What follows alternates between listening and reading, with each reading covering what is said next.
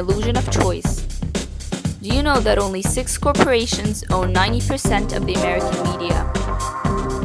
The most powerful special interest group in Washington is the media.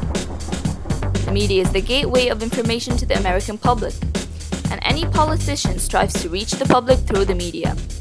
Thus, the media have a great say in which politician is granted a voice. To provide a historical perspective, in 1983, 90% of the American media was controlled by 50 companies. Through a history of mergers and acquisitions, these companies have concentrated their control over what we see, hear, and read. In many cases, these companies control everything, from initial production to final distribution. Now only 6 companies own 90% of our media. Our main source of information and cultural output is coming from these 6 giant conglomerates: Comcast, News Corp, Disney, Viacom, Time Warner, and CBS. Profit maximization is the ultimate goal of every corporation.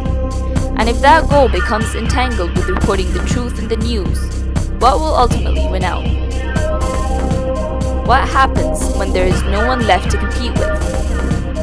When one company owns everything in your town, does the people in your town have a voice in their media anymore? Would they hear or watch content that is relevant to their lives? Probably not. The more independent media outlets a community has, the more different viewpoints will be presented on air. And the question that arises, do we really have a choice in our media?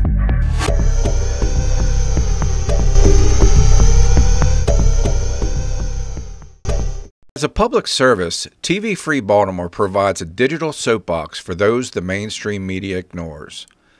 The opinions expressed in this live stream are not necessarily those of the owners, management, or underwriters of TV Free Baltimore. Furthermore, TV Free Baltimore streams hyper-local content focusing on politics and entertainment in the Baltimore viewing area.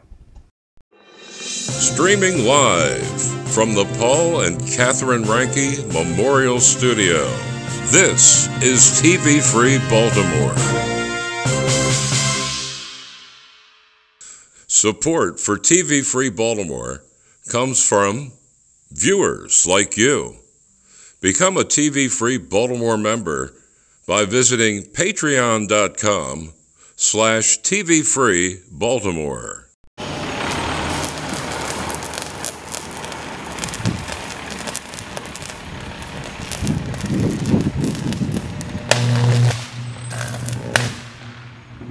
Welcome to TV Free Baltimore's 3rd live stream.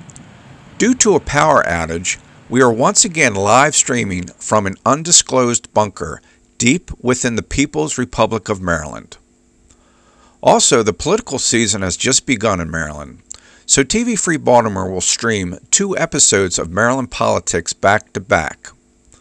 Also this evening, we have our first movie review program. Local screenwriter Sean Paul Murphy visits us to discuss his film 21 Eyes, which was filmed in Baltimore. We'll also stream 2 episodes of History at Risk, which explores local Baltimore history. There's a few other surprises packed into this evening's stream, but let's begin with a question. Is Baltimore County becoming the new Baltimore City? Let's take a look at some stats on the internet. Now, the last live stream I showed you this website, How Money Walks, okay? And it shows how people essentially vote with their feet and leave jurisdictions because of tax policy. So let's go into their interactive map. And you can see here that Maryland is a red state, meaning that people are leaving Maryland for the states in green or pink because of the tax policies of the state. But let's leave the state for another time. Let's look at Baltimore County. Okay, Baltimore County lost $2.63 billion in annual adjusted gross income.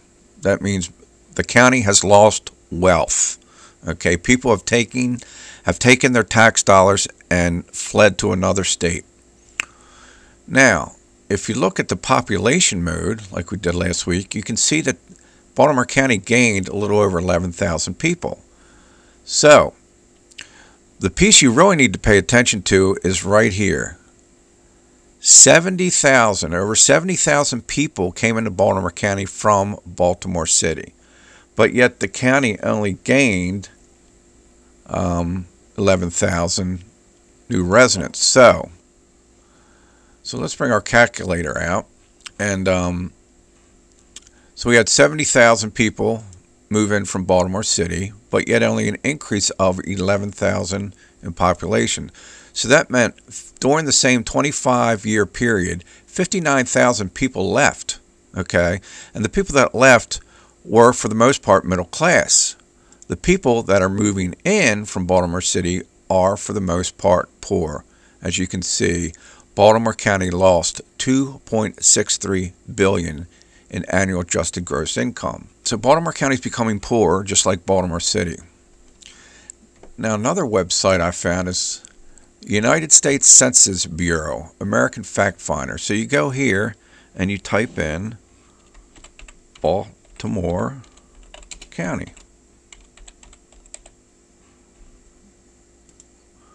You hit the go button. And let's go down here to poverty.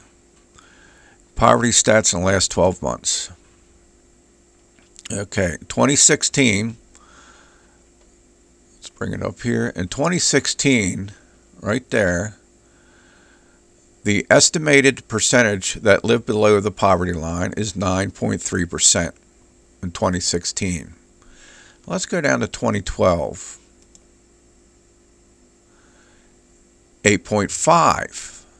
That means there's been an increase in Baltimore County from 2012 into 2016 in those that live under the poverty line. So again, this is another indication that wealth is fleeing Baltimore County and that the county is becoming poor. So let's go back and look at a few other things. Now, housing. One of the things that people talk about a lot about Baltimore City is the vacant houses. So let's see if Baltimore County has vacant houses. So we come down here, 2016, vacant housing units, 24,000. Let me bring it up a little bit more. 24,205 vacant housing units in Baltimore County. Now again, let's go back to 2012 so we stay in the same time frame and see how many vacant housing units there were in 2012. There were only 20,465. So we see that vacant houses are increasing in Baltimore County, just like Baltimore City. And why is this important to you if you live in Baltimore County? Why should you be aware of all this? Because our current county executive, Kevin Cabinets, which is going to run for governor, he entered into secret proceedings with the NAACP, HUD, and others to bring more poverty into Baltimore County. And I want to show you how the mainstream media covered this, and we're going to go to the Sun. This is how they covered this whole situation. Baltimore County to curb housing segregation. And if you watch this video, they basically say that this poor black woman that happens to be crippled can't live where she wants to because of a lack of handicap wheelchair ramps. And then if you go down here, and this is a perfect example of why fewer and fewer people are reading the Baltimore Sun, because they're not telling you the facts, they're spinning the facts in order to push a political agenda. So we're going to highlight these words right here. Then let me read the first sentence for you. Baltimore County officials announced plans Tuesday to begin dismantling decades of discriminatory housing policies and the segregation they have wrought. Really? Are you claiming that Baltimore County is segregated? Oh my God, what a joke. Anyway, let's go to the official Baltimore County website and look at population by race. In 2000, the white population made up just under 75% of the population. Blacks were a little bit more than 20%. Asians were a little bit more than 3.2%. Now, fast forward 10 years later, the white population has decreased to just under 65%. The black population has increased and the Asian population has increased. These trends are not the trends of a segregated political jurisdiction. This is just a complete idiocy. It's a fairy tale to claim that Baltimore County is some sort of a segregated political jurisdiction.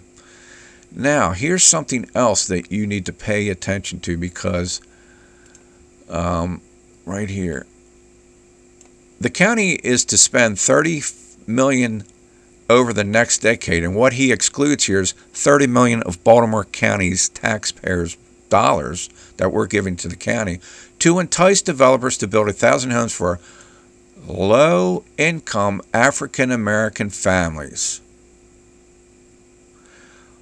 Why are they going to discriminate against poor white American families or poor Asian American families? That's racist. And then they're going to move these 1,000 units into prosperous county neighborhoods like Towson. This article also says the county also pledged to help 2,000 families on Section 8 rent subsidies to move from poor, predominantly African-American communities, meaning Baltimore City, to better neighborhoods with stronger schools, lower crime, and minimal clusters of subsidized homes. Okay, let's scroll down here because there's something you really have to pay attention to.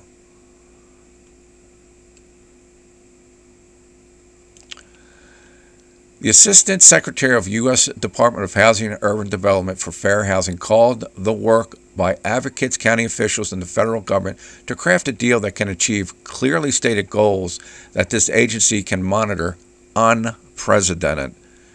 That's the word you have to pay attention to, unprecedented. Now, tonight we're going to feature a candidate running for the House of Delegates in District 42A, which is in Towson. This guy is sharp and has really dug deep into the cabinet's plan to make Baltimore County the new Baltimore City. We're going to run his campaign ad during this live stream and also an interview that we had with him. But this guy, we got to get this guy down into Annapolis, because you can't pull the wool over this guy's eyes by putting out propaganda like the Sun is. So anyway, we also have our normal entertainment for this evening. So enjoy.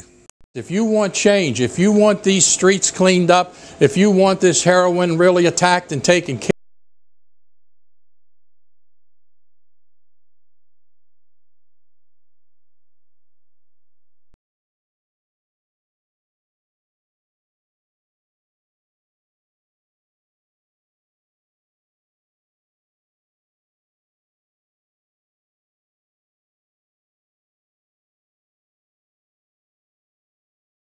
Hi, this is Cindy Williams, and you're watching TV Free Baltimore. This is Gunhild Carling, and you are watching TV Free Baltimore. No, you are not watching. You have to watch TV Free Baltimore. My name's Tony Campbell, and I approve this message. Hi, I'm Tony Campbell, Republican candidate for U.S. Senate. Want to invite you to our March 6th kickoff event, which is located at Sizzle Restaurant. The address is 11445 Pulaski Highway, White Marsh, Maryland. $50 per person, $90 per couple. And for $125, you get an autographed copy of my book, A More Perfect Union. Also want to tell you that our website is live. It is www.campbell4maryland.com. That's Campbell, 2 L's like the soup, the number 4, Maryland.com. A lot of information up there, videos talking about issues that we're going to be focused on in this campaign, and also how you can volunteer and donate and contribute to our campaign. So March 6th, kickoff event. Thank you very much. Hope to see you there. Paid for by Campbell for Maryland.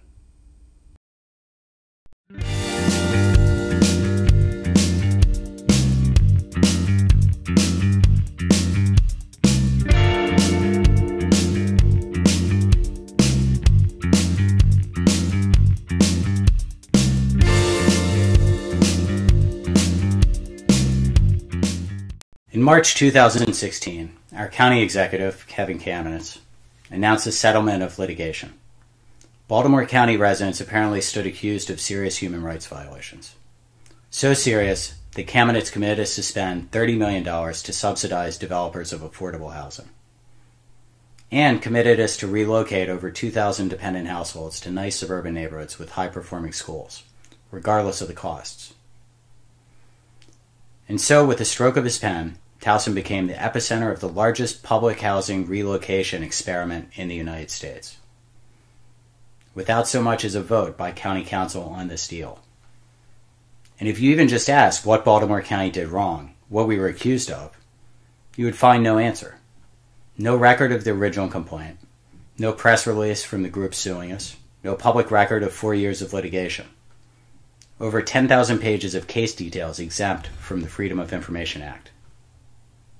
This was done in secret for a reason, because it was intended to subvert democracy in Baltimore County, to bypass county council, and to impose a far-reaching agenda without any public input.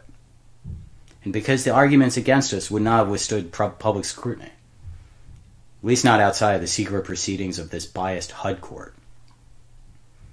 And because this plan is engineered to ignore the concerns of the communities it targets, regardless of any harm it may cause them. But really at its core, because the more information is made public, the dirtier this deal looks. County residents had no notice, no right to confront our accusers, no say in the settlement terms imposed on us, which now, by design, can never be modified by our elected representatives, even though most of this deal's costs are scheduled for after Kamenetz leaves office. Let's call this what it was, a betrayal of Baltimore County residents. But Kamenetz was not alone in that betrayal. While these special interests were suing Baltimore County taxpayers, Towson's representative, Delegate Steve Lafferty, was actually on the side of the people suing his constituents. Lafferty is the author and lead sponsor of their top legislative priority, giving them unchecked quasi-governmental power to move thousands of people around Baltimore County like dots on a map. Lafferty's bill would change state law to make this sort of abusive litigation even easier in the future. Not even Kamenetz would go that far, handing unaccountable power to a group of hostile special interests who answer to no elected officials. Maybe this is why, when the settlement was announced, these activists confidently stated the 2,000 households and $30 million was merely a first step. We know their agenda includes forcing Towson to build public housing projects, so we'd be wise to take that statement seriously. Defending democracy against a cabal of special interests, seeking unaccountable power over local communities, should not be controversial. It should not be partisan. And at a local level, it wasn't. By a 6-1 bipartisan vote, Baltimore County Council resoundingly rejected Lafferty's plan. So Lafferty responded by partnering with D.C. area Democrats in the state legislature to override the will of his county's locally elected representatives. Towson residents had no say in Kamenetz's dirty deal, but we will have a choice in 2018.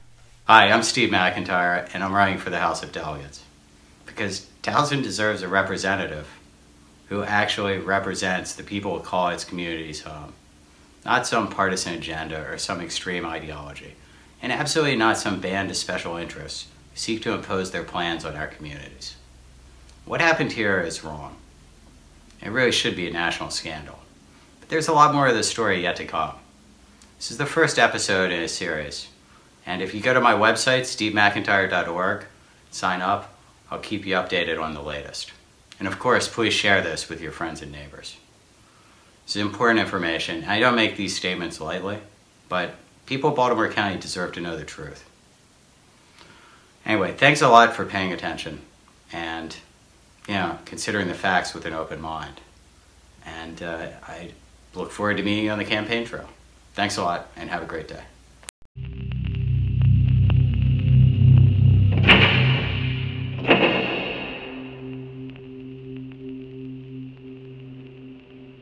See this cute little vial here?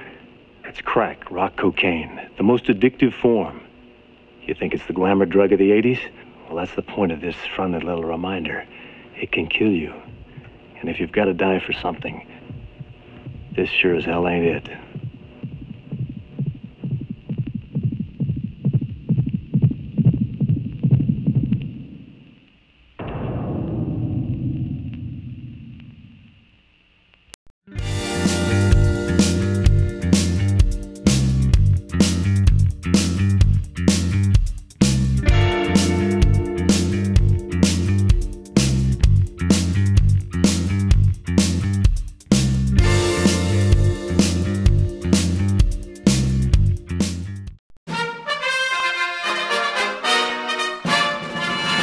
You're watching Maryland Politics here on TV Free Baltimore. Good evening. It's time for another edition of Maryland Politics.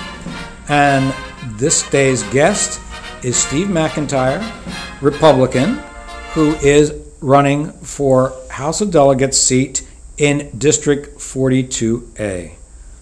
Welcome, Steve. Hi, Paul. How you doing? Good. Well, first of all, to get our audience familiar with you, tell us about your background. So I grew up in Stoneleigh, which is one of the neighborhoods there, and it was a pretty nice childhood. Enjoyed it. A lot of freedom, sort of freedom that you don't really get in a lot of neighborhoods anymore. Kids are so regulated. Just being able to ride your bike to your friend's house. Mm-hmm. So it's those sort of communities that. That are in 42A, and I moved away. I lived in Philadelphia, Baltimore City, and finally Dubai. We were in Dubai for 5 years, and you at some point get homesick. We had 2 kids over there. Right. Wanted to move home to be closer to my parents, and we picked Stoneleigh. Every year we came back, we'd be there for the summer, and it just became harder to go back to the desert. So we moved back 2014, and we've enjoyed it. And I never really thought I would be in politics, running for office, but I did just came across some issues that really are disturbing and represent a real threat to the sort of community that I want to live in. So. Mm-hmm. Now, what is in your background that you feel that you can translate to political office or public servant? What tools do you have from previous career? I worked in public policy at a telecom company for a while, and I've followed policy at some level through all of my jobs. I worked as a banker serving a lot of small businesses, so I understand the issues that they face, and they're really the backbone of the economy. Mm-hmm. Basically just there's some common sense that goes into this. You follow what some of the people who are professional politicians are doing, and just the way they look at issues, and I think a lot of people could do better, but certainly I could do better. Okay. Yeah. And why did you decide to run, since you said you never thought that you would ever be running? I started going to meetings in 2016, the local Republican Club, which is a really good group of people. Okay. And one of the early meetings I went to, I found out about this housing settlement, that candidates had agreed to, and I'd been following this issue since Westchester, and that was going on. It seemed to me that it was one of the most radical things in America. Okay. Where HUD and the federal government come in and basically, try to re-engineer a local community and do it, through litigation and lawsuits. And at the time, which was, 2013, I remember I looked up Baltimore to see if there was any information available, if this was going on in Baltimore. Right. And there wasn't. Okay. And I went on with my life, and 3 years later, I find out, in fact, there was something going on. and Okay. started asking questions. And there's absolutely no public record of any of this. So there was litigation that was going on. It was in secret, and it just one day results in this huge settlement, $30 million, and relocating 2,000 families, which is some 7,000 people. It's not a small program, and it was done entirely in secret. And I called our county councilman, David Marks. Asked him for some information. He couldn't even get the information.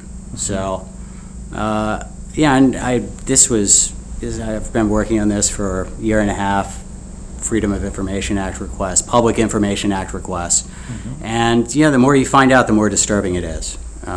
And so that's really what caused me to run here. And I feel that people deserve to know what's going on. It's very deliberately being done outside of the public view. And, that is a big part of my candidacy. That is really what got you motivated to run for the district seat. Yes. And hopefully, and we'll get to this, you have other issues, because I don't want people to kind of stick you in a niche of a one-note candidate. Yeah, I mean, there are really two major classes of issues. There's preventing, this group of ideologues from Baltimore City from coming in and really screwing up our neighborhoods and forcing policies that have clearly failed in Baltimore City on Towson and Baltimore County. But I mean, what really motivates me to run is to fix a lot of the problems that have been created in Baltimore City, and and some of the things that are being done in like county schools. Dallas Dance. I have 2 kids. This tech program is really a massive experiment that's going on, and I just don't trust that it's being managed properly, and that people are really looking at the benefits to the kids rather than the benefits to themselves and their career and their CV and whether they get a claim at various conferences and things like that. Now, you have said too off camera that you feel that you do have an uphill battle. I do, yeah. It's tough to be a Republican, I think, in 2018. There's a lot of kind of negative headwinds. But it's something I think the people of the district are reasonable, they're pragmatic, they want good government. And the guy I'm running against, especially since he's gerrymandered himself into this like little carve out of a district, has become very much a creature of special interests and partisan interests, and really doing a lot of the bidding for these kind of extreme ideological groups that float around Annapolis. And this is Steve Lafferty. Steve Lafferty, yes. And I believe he's already finishing his 3rd term at this point. He is, yes. He's been in almost 12 years. Yep. And do you feel that in any way he's vulnerable? Absolutely. I mean, when the ACLU sues your constituents, you should be on the side of your constituents, not on the side of the ACLU. I mean, that is an unforgivable betrayal in my mind, and part of the reason I'm running. And I think if people, had the full story, which is, it's a complex story, but if they knew all the details, there's no way they would continue to vote for him. You do have a series of videos that address just this topic, and you've already released one. Right. It's and a you have series a second of one right now. A second one's coming out this weekend. Okay, very good. Or shortly thereafter, but it's there's a lot of material. It'll be at least 7 of them. Okay, and having seen the first one, I mean, talk about your opponent. He's featured in there, as well as the county executive. Yes. So, Kamenetz also, the theme of the first episode is betrayal. And there are really 2 politicians in Baltimore County. And a lot of the Democrats were on the right side of this. So it's not an entirely partisan thing. But Kamenetz and Lafferty are really the 2 guys that have betrayed Baltimore County. Kamenetz did this deal. If you actually do the Freedom of Information Act request and look at the lawsuit, it's meritless. There's no way it would have survived, a fight in an actual open court system. But Kamenetz settled this, and there's a little bit of speculation because there's some mix of coercion and collusion that went into his settlement. But he did not want to be seen as being sued by the NAACP while he was running for governor and looking for votes in the Democratic primary of the D.C. suburbs. Right. So he agreed, and he basically committed Baltimore County to this ridiculous settlement to help his political career. Steve Lafferty, while that was going on, I mean, he's more of a true believer, less of a kind of political opportunist like Kamenetz was. I was going to say, what's in it for him? Yeah, what's in it for him? I mean, he worked for one of the groups that was suing his constituents. He was the general counsel. Okay. Hopefully not at the time of the suit. Not, it's not quite that, no. Not quite that blatant. It was earlier. But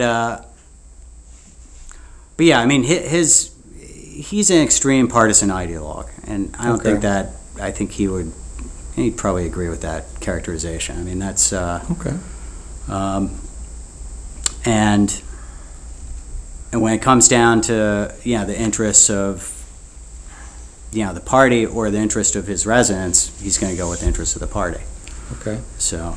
And then, along that line, why should people vote for you? Well, I mean, I can first to send a message that this is wrong. I mean, that, this effort to basically impose through anti-democratic means these policies on Baltimore County, the voters, and this is why they're doing it in secret, is that the voters don't want it. They don't want to pay more taxes and get less valuable services, have worse schools, more crime. That's what they're offering. Pay more taxes, get worse services. And people don't want that. So people need to send a message that this won't fly, and that's what I'm offering. I think on most issues, on a broader range of issues, I'm very much in sync with the district. I mean, the district, is concerned about the environment. They want good schools, safe communities. And those are things that I want as well, and have, will make part of my campaign. It's not really a single issue sort of campaign. There's just so many things that we can do better. Well, you mentioned those. Are those the things that you see as the key issues in your district? Yeah, it's funny because my district has a lot of, when I look at my kids' class, and they're kindergarten and first grade, almost half of the parents moved out of Baltimore City. And a lot of them didn't want to, but they were given absolutely no choice because of the city schools. So they had kids, and that is a real injustice. That's a real civil rights issue that needs to be addressed. And the guy that I'm running against is, he's arch defender of the status quo. The Protect Our Failing Schools Act that was passed that prevented the state from doing anything when you have entire schools where not a single kid test proficient. That was one of his bills. So I think that the voters of 42A, they want the city to be successful. They recognize its failures. They don't want it to be imposed on the county. And the guy that's representing them is opposed to making things better in the city and supports making things worse in the county. Okay. All right. And part of what you've been talking about, we know here, and as was talked about, that a lot of people have left the city and gone to the county, but usually it's a lower income that have moved over, and so that the tax base, and revenue, I should say, has gone down in the county. And of course, was something just recently in the media the last day or two about how the next county executive will be left with a mess because the idea of, what's in the balance as well as what's in the debt for the county, and certain taxes may have to be raised for the first time in 20 or 30 years. I mean, that's absolutely something that's on the schools, the school construction. We need a new high school, absolutely. It costs over $100 million. It's not just us, it's Delaney, Lansdowne. The schools are aging, and you can do one of three things. You can not build schools, you can raise taxes, or you can cut spending. Right. And the next county executive, Kamenetz has written a lot of checks that the next county executive is going to have to cash, including this $30 million check for the the affordable housing, relocating 2,000 families. Those are now legal requirements of the county. You can't get out of them. So, all of the cost though of those settlements falls on the next guy. And that's one of the things about this that's just absolutely egregious, and it's not the way democracy is supposed to work. Baltimore County residents are going to face a choice. We have to build the schools. That's a cornerstone of all the communities, certainly my district, but I think most of the communities in the county, the cornerstone is excellent public schools. That's what we're striving for. So then what happens? Where do we cut, or do we raise taxes? Nobody wants to raise taxes. No, of course not. County hasn't raised taxes in 20 years. So, Exactly. And I think there are a lot of opportunities with, I've been looking at this, the tech and spending and the contracts that Dallas Dance got us into. I have a background in telecom. Okay. There's an 8-figure savings in some of those contracts. The thing about telecom prices is that, the cost is always declining. So you're signing 3-5-year deals for bandwidth and things like that. If you're not going back and renegotiating them constantly, you're paying too much. And they're not going back and renegotiating them. So below the really huge hardware contracts, which are, a couple $100 million, so there's another $140 million contract coming down the pipe, apparently. They spent, to lease laptops. Each child should have a laptop, I think there's a lot of money there. Everyone's looking at that. We need to look at the next layer down also, because there's millions of dollars of savings that would affect absolutely none of the services. It's just driving a better deal with the vendors. And again, the guy I'm running against right now, the audit bill is bottled up in the audit committee because of him. He's the bottleneck to doing this. Was he in the audit committee? He is. Oh, okay. Not the chair, though. No. He's not the chair, I don't believe. Oh, okay. He's the chair of the Baltimore County delegation. Oh, but this is something, there's no reason. You have a superintendent who's under indictment, who is spending hundreds of millions of dollars the one who was contracts. The superintendent, Dallas Dance. Yeah. And you're not going to go back through all of his contracts and audit them? How is that? It's just common sense. But, it interferes with the narrative that, we just need more money and more taxes for the schools if the schools aren't spending the money that they have efficiently and are, wasting a lot of taxpayer money, which is what you would find. So part of what you're saying is looking for, better, fiscal stewardship on things like education and other things. And it comes again from part of your background that you did mention. Didn't you graduate from the Wharton School? I did, yeah. And so you have an MBA. I was undergraduate. Oh, that was undergrad? Wharton undergrad. I thought you were an MBA from Wharton. No. But you do have We had to work when we were in school. We didn't just go to cocktail parties. Okay, yeah, you had a grasp of economics, though. Because it's going to get into that. Because, people come in here all the time, politicians, they have these general ideas. We want this better. But we want, what are strategies? What are solutions? And, have some of your ideas. Do you have... First, you've been talking about education, so I know you touched on it some. Is there anything else you want to add as far as something you would see as to make the educational system more efficient or better? Certainly choice. These centralized bureaucracies, kind of top-down rule. This is a model that has been kind of thrown aside in corporate America, and but it's just the public bureaucracies are very resistant to change. Introducing choice, breaking apart the idea that you need this central bureaucracy to provide all the services. But a lot of these services could be purchased through smaller regional consortium. Baltimore County school system it's a huge system. Over 100,000 kids, one of the biggest in the country, and what are the benefits of having a centralized bureaucracy? Are you really saving money by having all of that power concentrated in this one group? I mean, that's one of the things that you would start to find out about an audit. Right, so you're recommending an audit for one. Yeah, and you say an audit, I mean, you have to define what the audit is and make sure it's done properly and is actually going to uncover real savings. Right. So that would certainly be something that I've done, many times before, and would want to participate in. Even though it's a county issue, the state, depending on who's responsible for the audit, the state would be involved as well. So, right. And I'd say, to the greatest extent possible, I'm going to be involved, regardless, because even if I'm not in office, I'm still a citizen and a parent, and I want the county school system to be the best in the country, but also be a responsible steward of taxpayer money. Because there are a lot of issues, like we've had other candidates in here talk about things like Maryland as a state used to have the #1 school system in the country.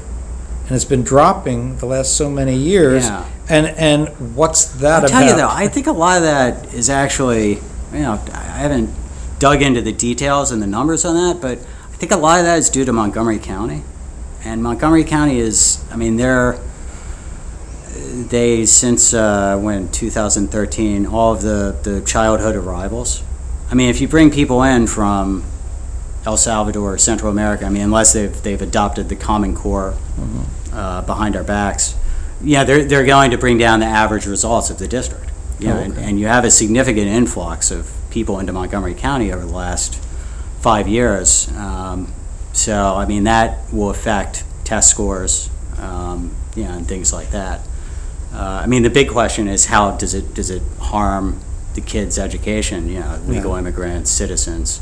Are their educations being harmed by having this influx? And the verdict's out, and it'll probably be out because I don't think anyone actually wants to ask that question, let alone answer it. But ask it, that's what we want to do. It should be asked. So I mean, Maryland schools have been the best, for a number of years, and the decline, you're still in the top 5. So what's the difference between 1 and 5? I mean, at least we're not California. California used to be the best back in the 80s, and now they're fighting for the bottom 5 with Arkansas and Mississippi and big change. Big some change. of these. I mean, that when I was growing up, that was California schools were reportedly some of the best in the country. I mean, it's a massive change, and they're paying substantially higher taxes. So. That's that formula. That's that problem in California. That's that formula of pay more, get less. You wouldn't market that, but that's what these policies deliver. Baltimore City, California. Right. Well, to throw out there, you said choice. What is your position on charter schools? Oh, I mean, absolutely for them. The schools in our district has some of the best public schools. I think. I mean, in the county and by extension, in the state, they face absolutely no competition from charters because they're already good. Public schools are already that good. Charter schools don't harm good schools. Right. They offer a choice when you have a really bad school. I mean, I think about the Stoneleigh, where there's a school that my kids go. What would they have to do? How bad would it have to be that you wouldn't want to send your kid to the neighborhood school? Yeah. And it really is that bad in a lot of communities. And I mean, it's an absolute tragedy. A lot of city schools. The idea that that we're somehow protecting our good schools by not having charter schools, I think is kind of ridiculous. And it's also it's a little it's not how would you describe it, like greedy, or you're not there's a real opportunity to help Baltimore City and a lot of the neighborhoods that have persistently failing schools. And Maryland is the worst state in the country for charter schools. Wow. So okay. So we're behind. Or second to worst, depending on which year. We're pretty bad. And the other thing I'll bring up to you too is that Maryland taxes, in this piece that we saw, was on our second stream, is about people leave states like Maryland to go to states that either have no state income tax or much lower state income tax. I know a couple. And also with that, that doesn't help our base at all. And so people, what can we do with that? That plus Maryland is the only state that has a death tax and an inheritance tax. Right. And as far as that will keep people like maybe even myself from having to inherit my parents' home because I may not be able to afford the taxes. Yeah. And that you're going to have more vacant housing, which there's a lot of vacant housing in at least my part of the county. There's been a house next to me, but that's been vacant for that reason. Plus also the people who then renovated it priced the house out of the market. Well, taxes get factored into your property values. If you have high taxes, you see that in Baltimore City. You have 2.3% or 2.25%.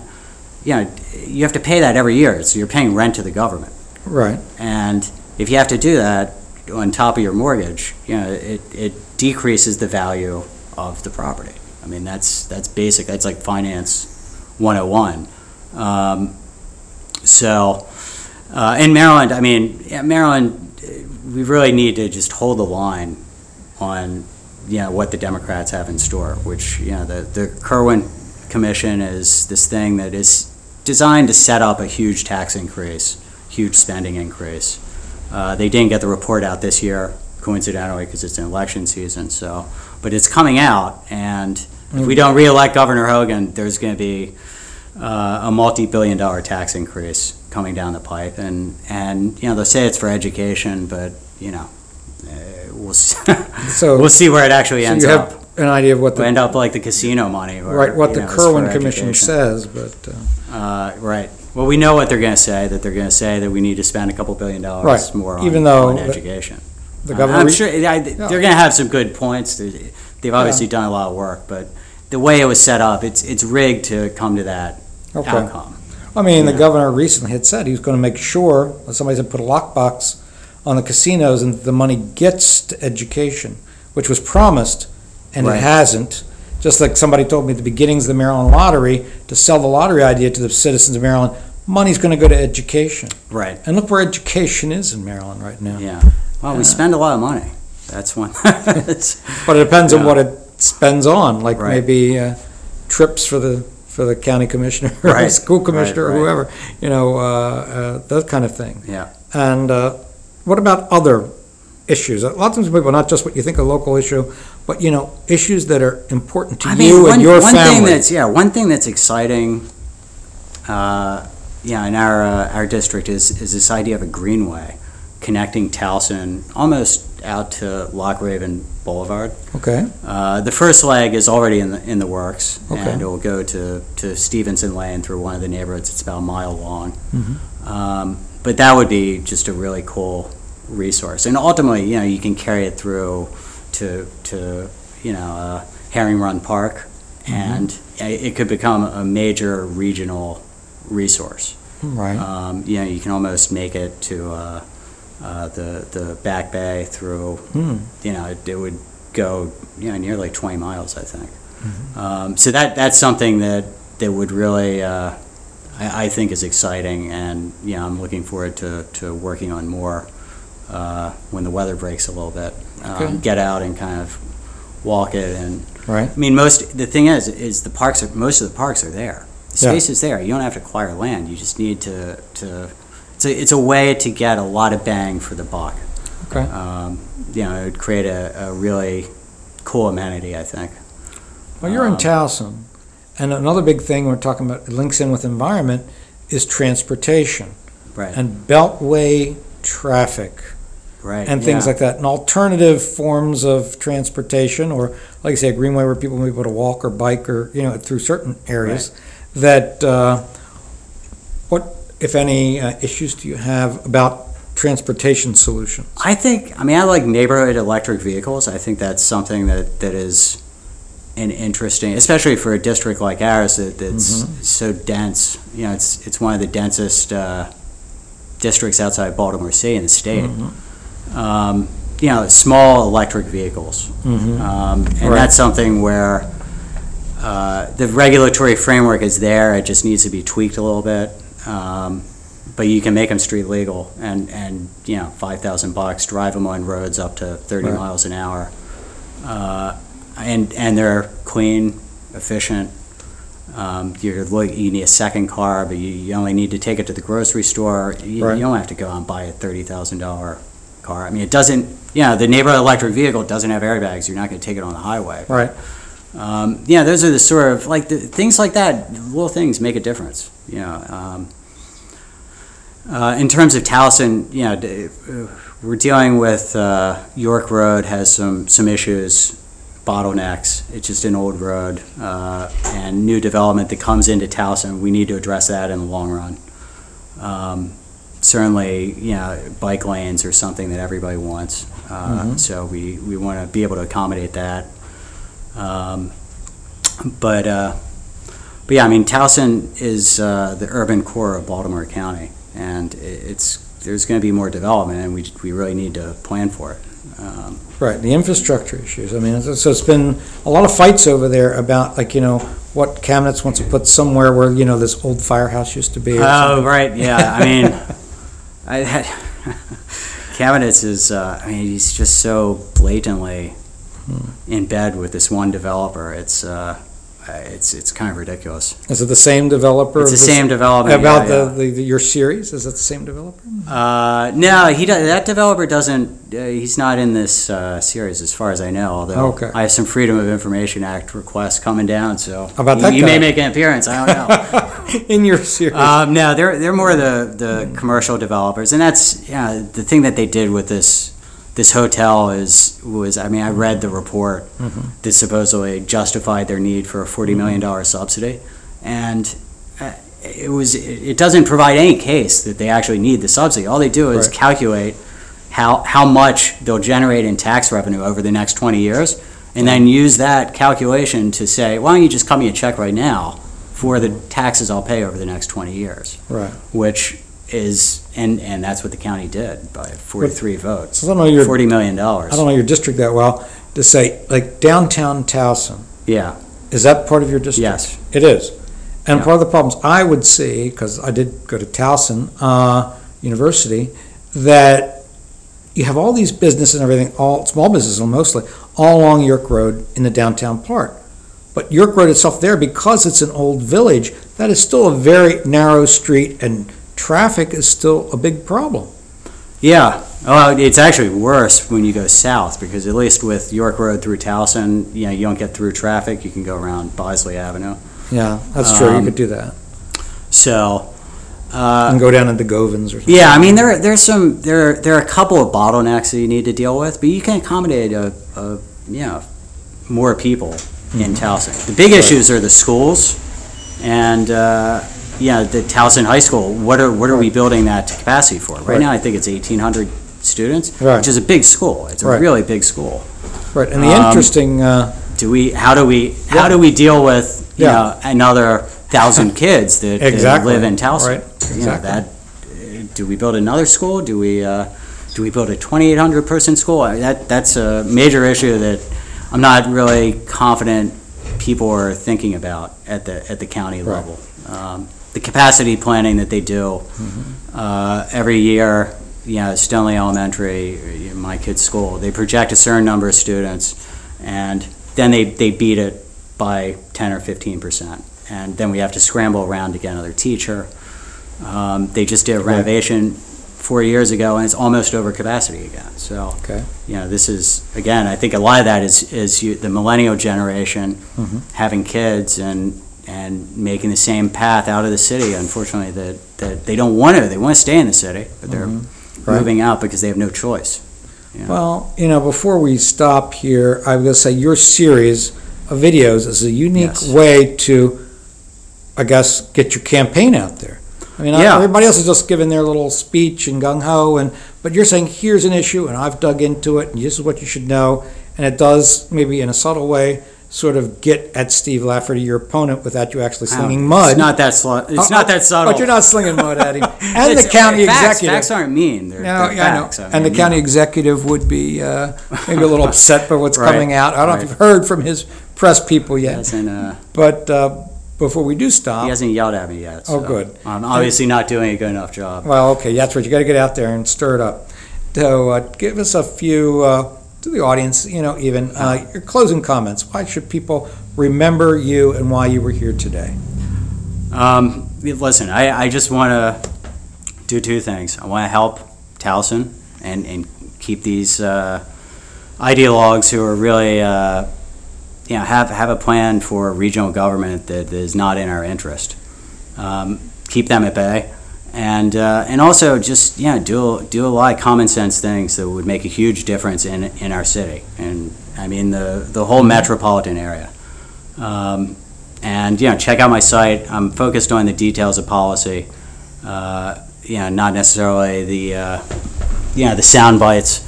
And anyway, look forward to meeting you on the campaign trail. Okay, and tell people your contact information, please. Oh, Steve. It's stevemcintyre.org. It's McIntyre with an I. And on Facebook, it's McIntyre4MD. Okay, great. Well, thanks for being here tonight, Thank you. Steve, especially on a rainy night. Oh, thanks, Paul. I appreciate it. You're welcome. And so, folks, that's the end of another Maryland Politics show here on TV Free Baltimore. We'll see you next time and real soon. You're watching Maryland Politics here on TV Free Baltimore. We also gave those who wished to destroy space to do that as well. We also gave those who wished to destroy space to do that as well. We also gave those who wished to destroy space to do that as well. We also gave those who wished to destroy space to do that as well. We also gave those who wished to destroy space to do that as well. Hi, I'm Crush Kent, Assistant Chapter Commander for the Baltimore Guardian Angels. The Baltimore Guardian Angels are currently recruiting men and women of good character who are dedicated to making a positive change in their communities. Guardian Angels, integrity, dedication, commitment, men and women of good character who want to make a difference. Guardian Angels, join us. Join us. Join us. The Guardian Angels, join us. It's time to angel up.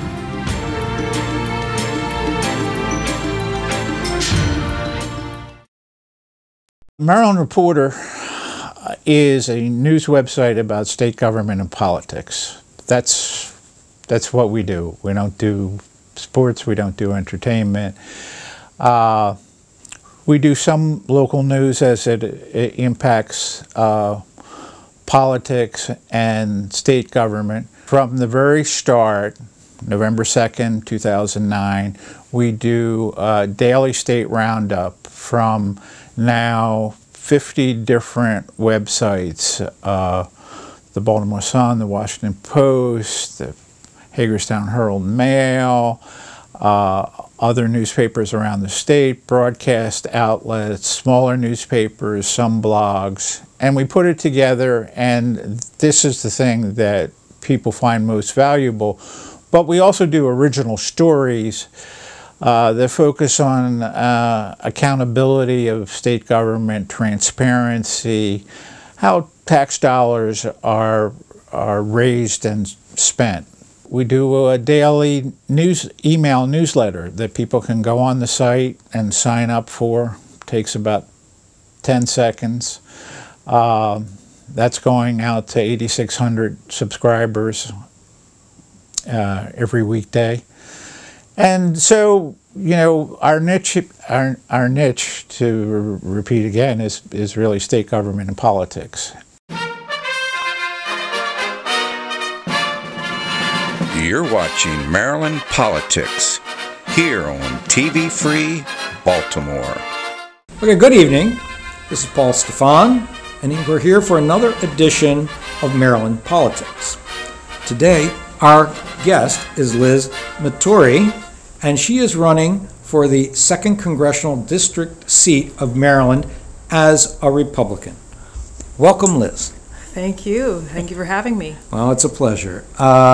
So tell us a little bit about what was your decision to run for Congress, let's say?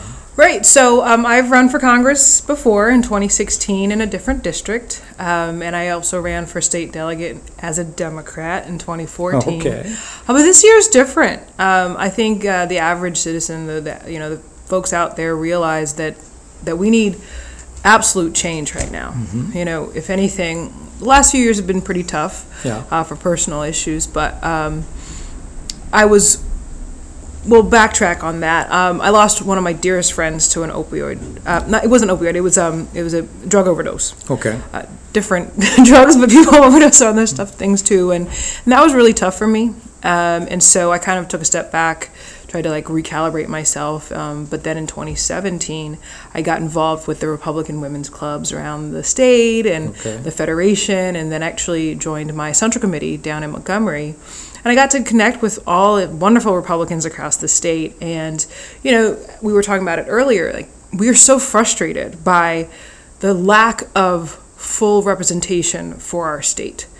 Folks talk about it being a blue state. It's a purple state, more so now than ever before. We used to have 4 Republican congressmen, right, and a woman.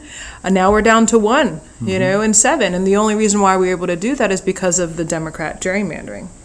And so this year, we all know it's going to be a tough year. The Democrats are promising a blue tsunami. Their main goal is to oust our duly elected president. And for me, I felt like no one was making the case for strong conservative Republican principles, especially on a level that people could really pay attention to. So if anything, I was led to run for Congress here in District 2 as opposed to, trying to get my name out there, because if anything, my name had been out there for several different reasons. And I do think it's time right now, more so than ever before, to use, our Hail Mary moments to, challenge the system, to challenge the establishment, to stand up for our principles and share with folks, just like I used to be, who don't know how beneficial our principles really are. Mm-hmm. Well, part of it, the interesting thing, and it's part of your story that you do get out there, is, I don't know if I could say you were raised by a family who may have been Democratic voters, and that you were Democrat, and as you just mentioned a few minutes ago, that you even ran one race as a Democrat. And so, what do you say to people who say, oh man, maybe she's being opportunistic and she's switching parties because, or the Republican voters will say, do we take somebody seriously who just switched over? How do you handle those kind of comments? Sure. I think I got a lot of that in 2016. Okay. I actually started my congressional race in 2016 as an independent. So the switch between Democrat to Republican is a very harsh shift, especially being a DC native. I grew up in the belly of the beast, as I say. I went to Sidwell Friends. I went to school at Chelsea, and, senators' kids and all of that. The media elites were my classmates. And you were a friend of Marion Barry's son. Yes. Yeah. And so that's the friend who died, right? Right. So Christopher, when you're working so entrenched in what DC really is, you sort of get very frustrated and or angry by the fact that nothing's changing. You just see more of the same, more of the same, more of the same, and you know that our society, our culture, our community can do so much better, but I'd never expected to become a Republican. I never expected to leave the Democrat Party because, as I said, the way that most of us grow up as Democrats, we are told that the Republicans are the boogeymen and women. So if anything, through fear tactics, they make someone like me not even consider the Republican Party. And so for me, now that I had stepped out, traveled my district from Tacoma Park all the way up to the Pennsylvania border in Emmitsburg, I realized how disenfranchised Marylanders really had become.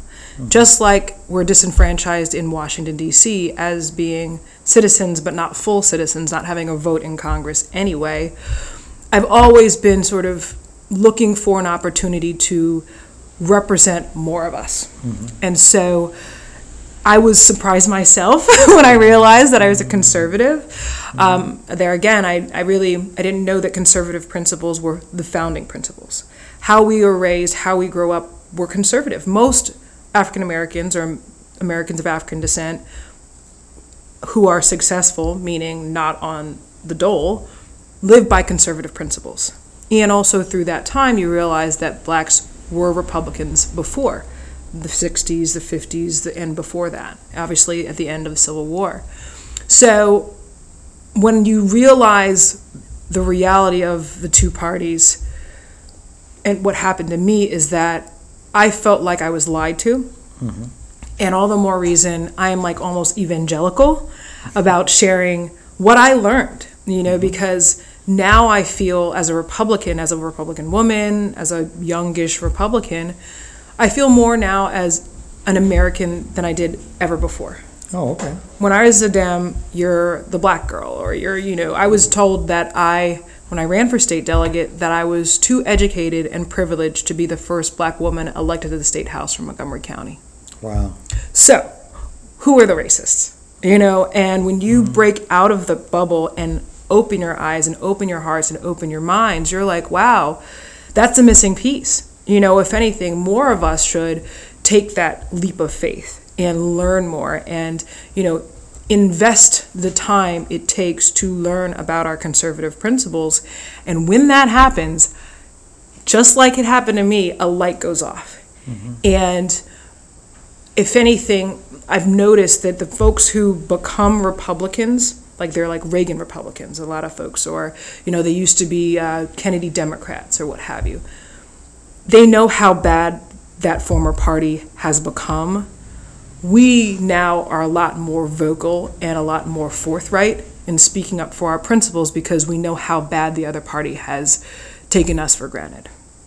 Well, good. You said that last sentence because I had in your chair where you're sitting former Governor Early. Yeah. And interviewed him. Yeah. And I was mostly, though, and it was about a month ago, it was about the 3 books he's written. And he's got a 4th one that's just come out. Yeah.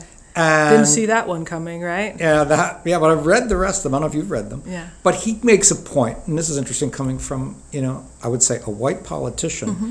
He says the problem with the Democratic Party is they said, one, Democratic African-American voters are taken for granted, and also they're ostracized within their community and with the party if they don't vote Democratic. It's sort of like black and Democrat is supposed to be an identity. Right. So, if anything, again, it's what we now know and what I now know is it's a ridicule. It's fear tactics. It's the rules of radicals. Unfortunately, they do that specifically to marginalized communities. Mm-hmm. First and foremost, before we became Democrats, we were more successful. We had stronger family structures. We were more economically, sustained as a people. But fast forward after 3 years of generational poverty, it's almost as if every election cycle, the Democrat Party plays to our, heartstrings. And they talk about the downtrodden. And if we don't do this, then the world's going to end, right? Mm-hmm. But again, if you talk about individual liberty and you talk about responsibility and the concept of limited government, that's ultimately how all Americans really can understand the power of American citizenship. But he spoke about how we are treated in the party. I mean, you look at the governor's races, right? There's not a single black woman running for the top of the ticket. No. Absolutely not. So who is the most loyal voter for the Democrat Party? Are black women, And you see us, I'm not the only one who's leaving. You know what I mean? We've had to have had 30% of the black population to vote for Donald Trump in order for him to win. Mm-hmm. We at the very least had a lot of us who did not choose Hillary as our candidate. We're not with her. And women, and she didn't get that vote. No. Suburban women. Right. They again, it goes back to personal. Once you break the mold, whether it was voting for Hogan in 2014 or voting for Donald Trump or taking the chance to vote for someone like me who's a Republican, this area, the Baltimore region, knows that they actually have the ability to change the game. That's what we saw in 2014. I was a field organizer over in Randallstown for the Democrat Party for the governor's race. In 14. Yeah, man. So when everybody's excited about Hogan winning, we were devastated. But, I was traveling up from Silver Spring, up 29 to 70, to Randallstown. And every day we heard hundreds of calls talking about how lifelong Democrats are going to be voting for the first time ever for a Republican. And we relayed that message back to headquarters. They didn't care. So the lack of connection that we all nationally saw in the Clinton race, we had already seen that in 2014. I personally knew that something wasn't right. So from how I was treated when I was, and I'm not the only one who's treated badly as a Democrat. Even to this day, people of color across the state are not supported, especially as Democrats. We all know that. In office. As incumbents and as challengers. I mean, a point that I had made to, someone, I said, well, you look at you mentioned the Democratic candidates for governor. Originally it was, I think, Elijah Cummings' wife was running, but she stepped out. Yeah. But before, I think he's going to step down and she's going to fill a seat. I think you that's think so in Congress? Yeah. Definitely. Well, the thing is, with that, I know. See, at the time, notice that all these people running now, it's almost like it's mandatory to have a person of color to be your lieutenant governor, either African American or woman or both, except for in the case of Miss Embry. Yeah. But I'm saying, isn't that interesting? Well, again, like so we as Republicans and we as conservatives know that there's more to a person than their skin tone and their gender, right? Specifically, going back to American citizenship, right? The American citizen is the strongest citizen ever created in history, specifically because of that. You don't have to have a land ownership. It's not about inheritance. It's not now that we've developed as a union, it's not about race, creed, or color. When you are an American by birth or by legal means, you have that power within yourself. That is enough for folks to vote for Republicans, in my opinion. But what the Democrats do is divide and conquer, confuse us all, make us, fear each other, worry about this. Oh, the founders were, racist slave owners, all that stuff. When they do that, and again, the reason why I'm so adamant about talking about this is that they take away our citizenship by doing that. So when you talk about, you got to worry about LGBTQ, queer, questioning issues, those are individual issues. I know we have some libertarian friends. Case in point, that's your life, that's your individual right. If it's equal to equal, that's it. But when you have a full-on agenda that you are forcing down everybody's throats, and oh, by the way, you don't want to believe in God anymore, we have a problem. And I think here in this region, Maryland, they say what? The way Baltimore goes, Maryland goes. If we don't do anything for Baltimore in this region, specifically with economic sustainability and growth, we're all lost. We're in a community now that used to be thriving, right? When it had industry, when we had trade. Baltimore is just an example of any of the major cities that, yes, we're all run by Democrats, all run to the ground. And for someone from another right down 95 urban environment, DC doesn't have an opportunity to save themselves because they're not a state, but Baltimore and Maryland does. And what I'm trying to do, having come from Silver Spring, Montgomery County up to Baltimore, not just Baltimore, but Hartford, Howard, and Anne Arundel, that includes the district that we're running in. It's almost as if I want to help this region not go the way that Montgomery and Prince George's has.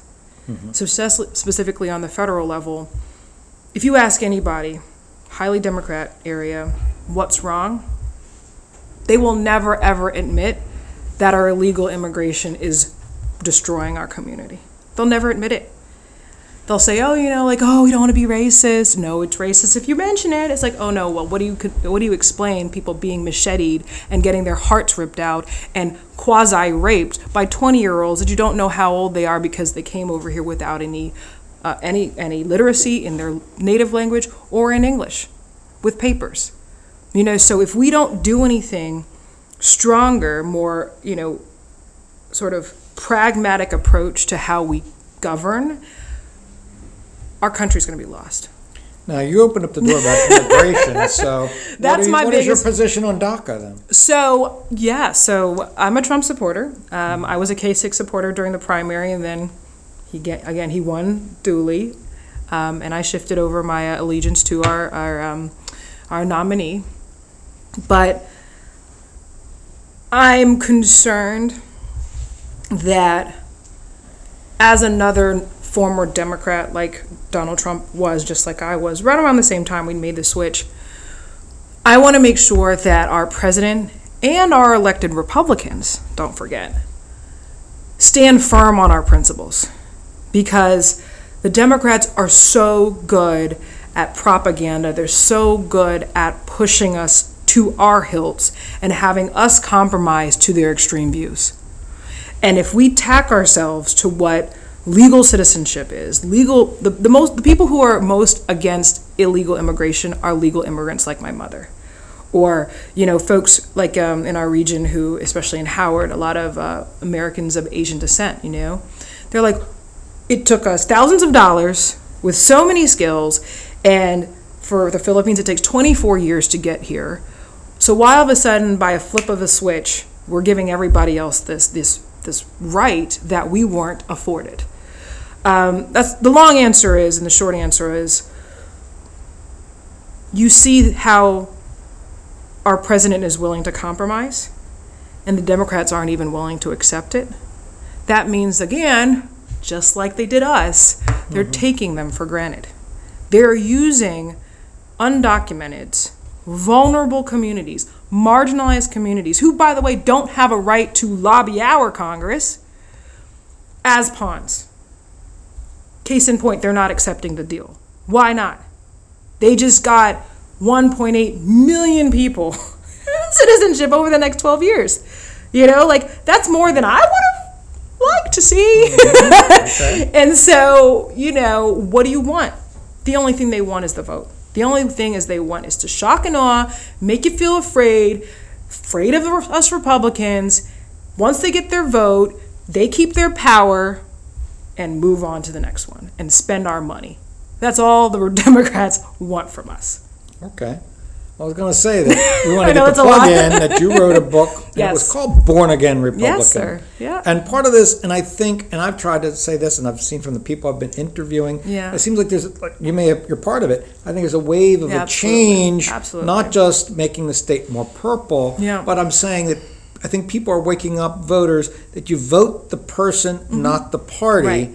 And then the definition is changing. I think you're trying to redefine the terms of what a Republican is. I think you touch on, let's go back to what Republicanism was in the beginning and those values. And do you want to say how you're redefining those terms? Well, so I'm not redefining them necessarily. I think that, as Governor Ehrlich actually said 2 weeks ago at our Central Committee meeting in Gaithersburg, he said, and I agree with him, that the Republican Party has always been anti-establishment.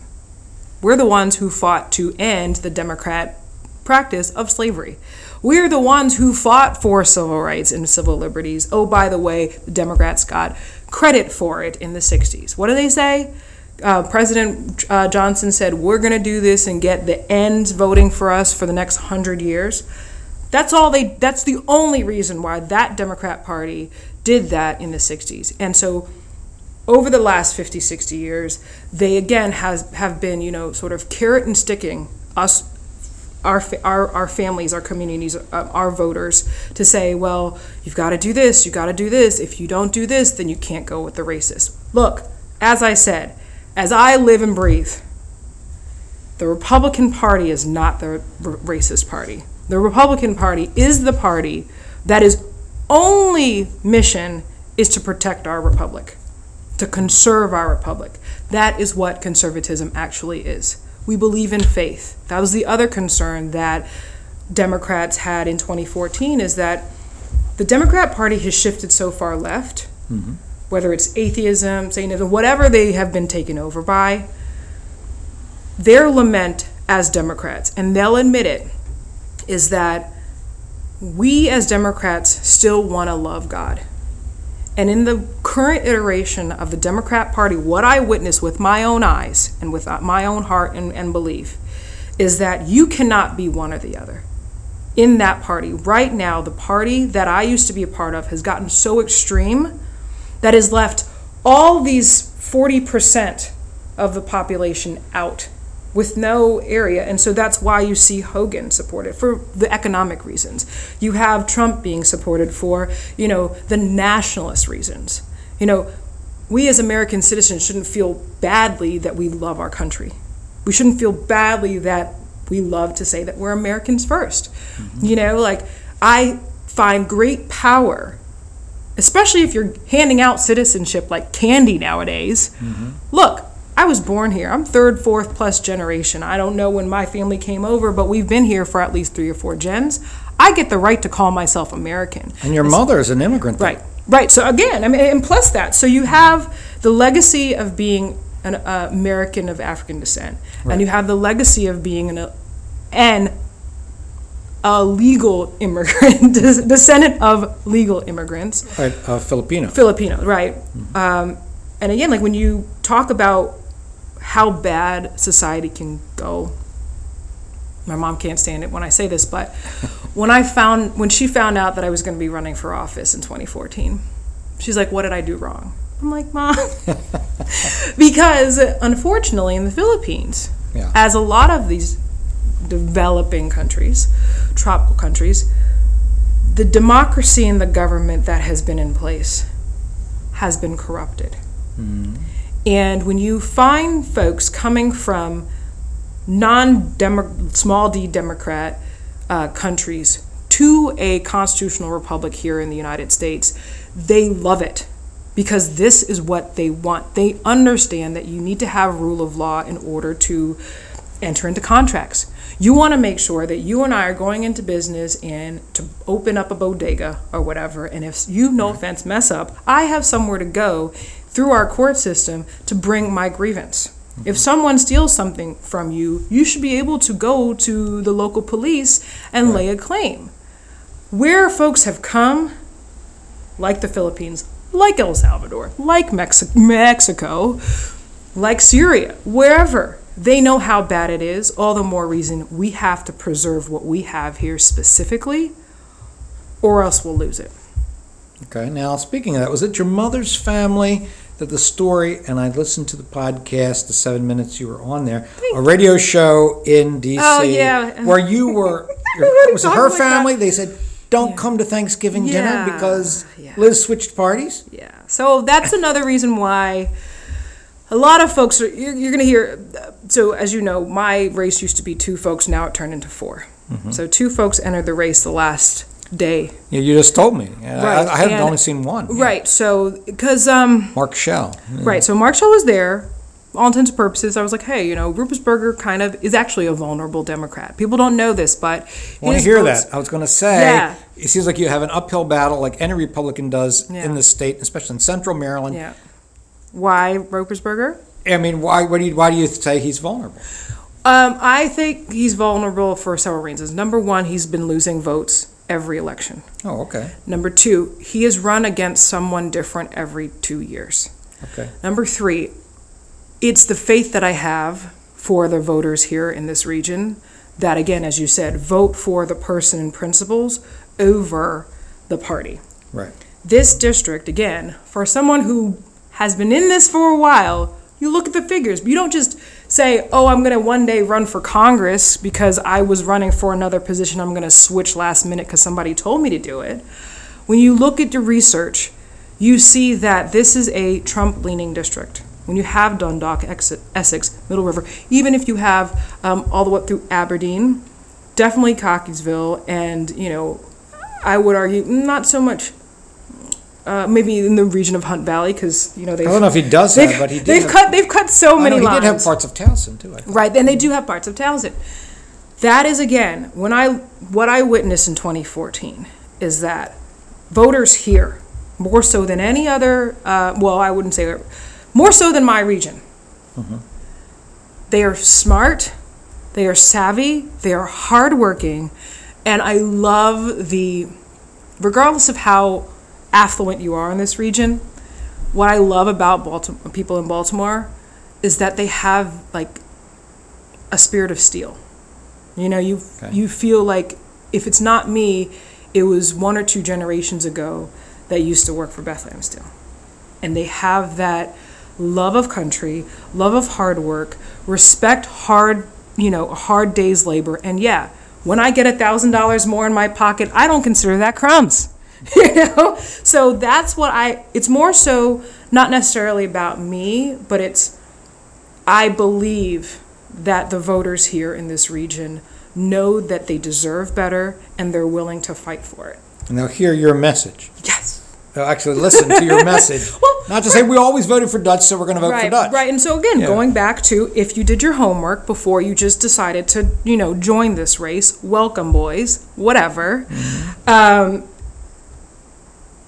It is the fact that if you look at the traditional Republican candidates, they are not 38-year-old former Democrat young women from my background. They aren't. Yeah, I was going to say, how can an African American woman win in that district? Right. It's because, as I said, the awesomeness about Republicanism, it's not about all this. It's the full package. Mm-hmm. And not only that, we need fighters. We need more folks talking about our principles, not fewer. We need different voices speaking the same language, and the people who have run before, whether it's Pat McDonough, all these wonderful candidates who are traditional Republican candidates only get 30 to 35% of the vote because people vote party to party.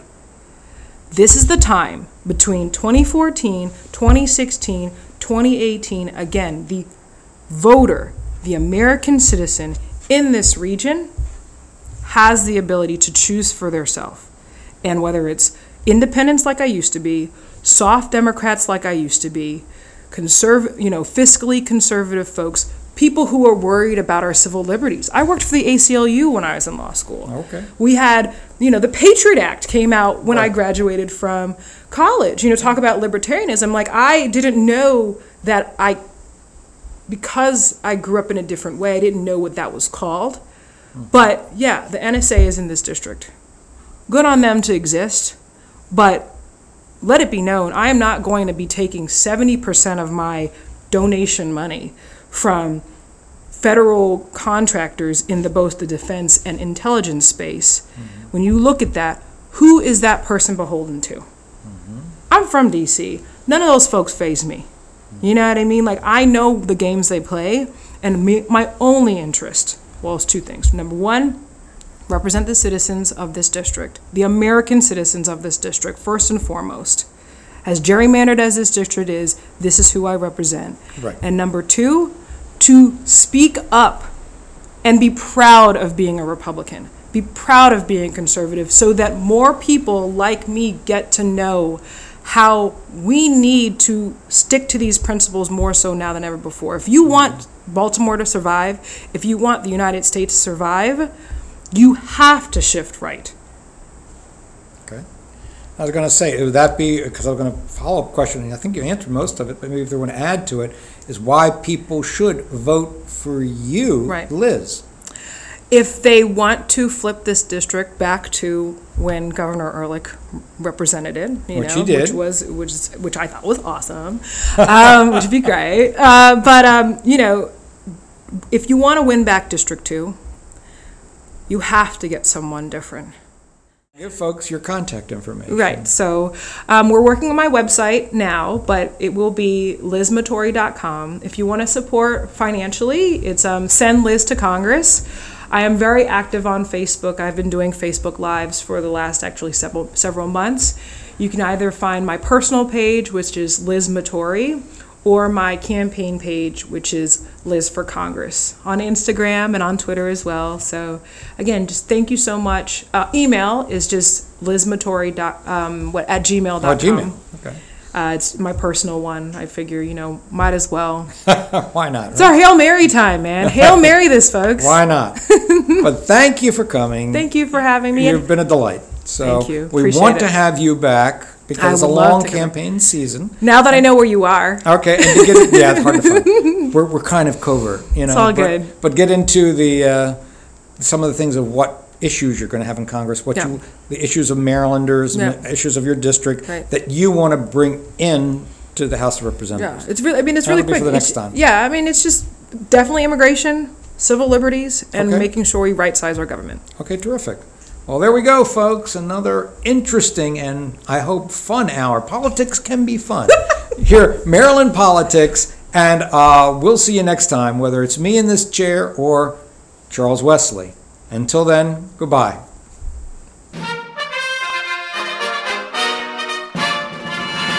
You're watching Maryland Politics here on TV Free Baltimore. This is Hugh. This is my son. He started on drugs when he was 16. When his life became confused, unreal, filled with horrifying hallucinations, he ended his life. Get between your kids and drugs any way you can if you want to save the kid's life.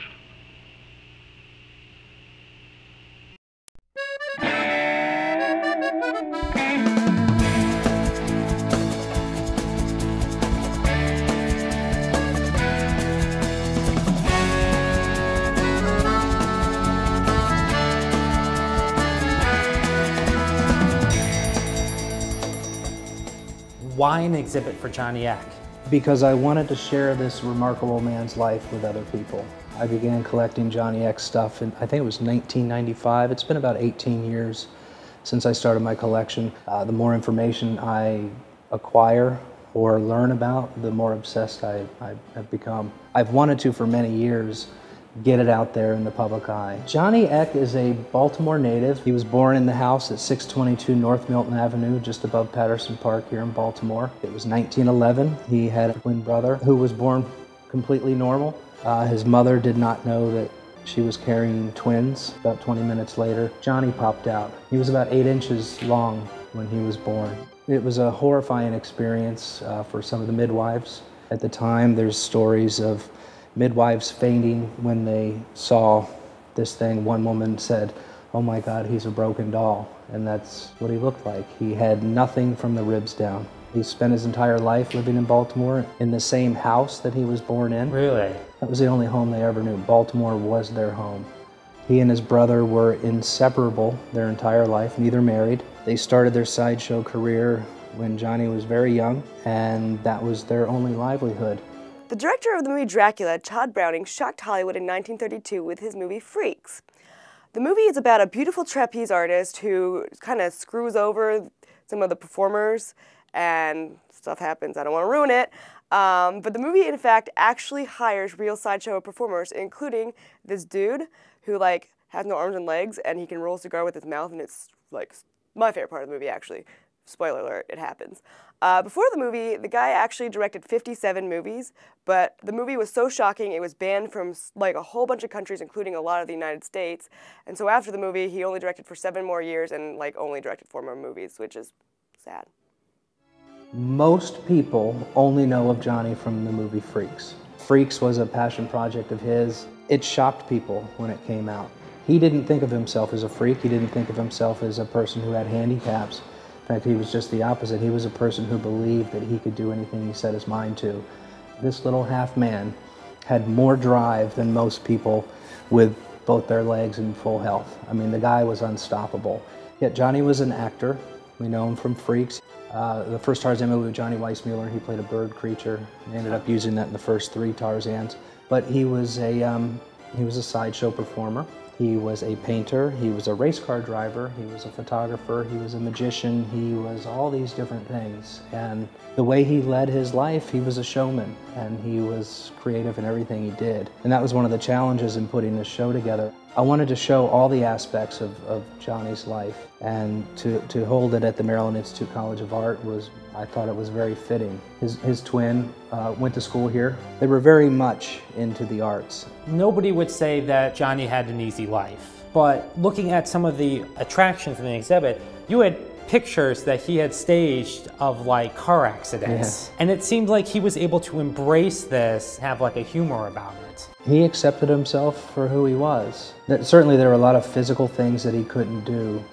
There were a lot of physical things that he could do better than a lot of people. He could run faster than most people on legs. He was a good swimmer. He could walk a tightrope. Johnny had a sense of humor about the way he was, and he loved cars. Whenever they saw a cool car on the side of the road or a wrecked car, they would go in for a photo op, and Johnny would do his handstand. I call him hood ornament thing, because he would just stand up like that. He would just lay down underneath a car tire and start flailing and screaming, "Help, help, help, I've been hit," and horrify people. I think about sideshow performers and us as normals going to sideshows. There's that whole mindset of, oh, they're being exploited.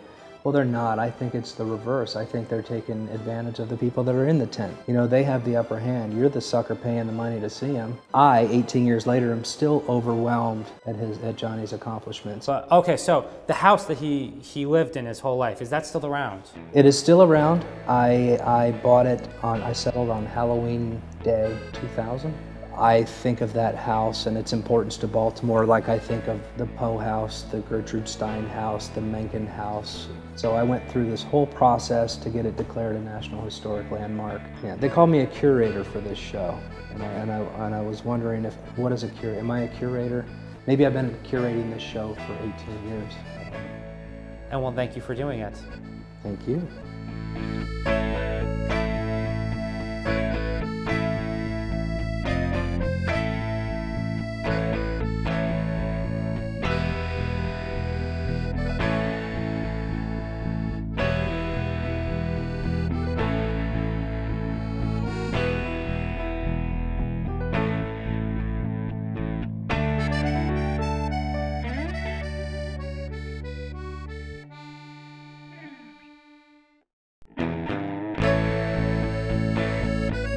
Thanks for lunch, Jackie. No problem. So, I mentioned before that going forward, I really wanted to look at the individuals as opposed to events. So, these next group of videos, I really focused on people that were connected to Fells Point in one way or another.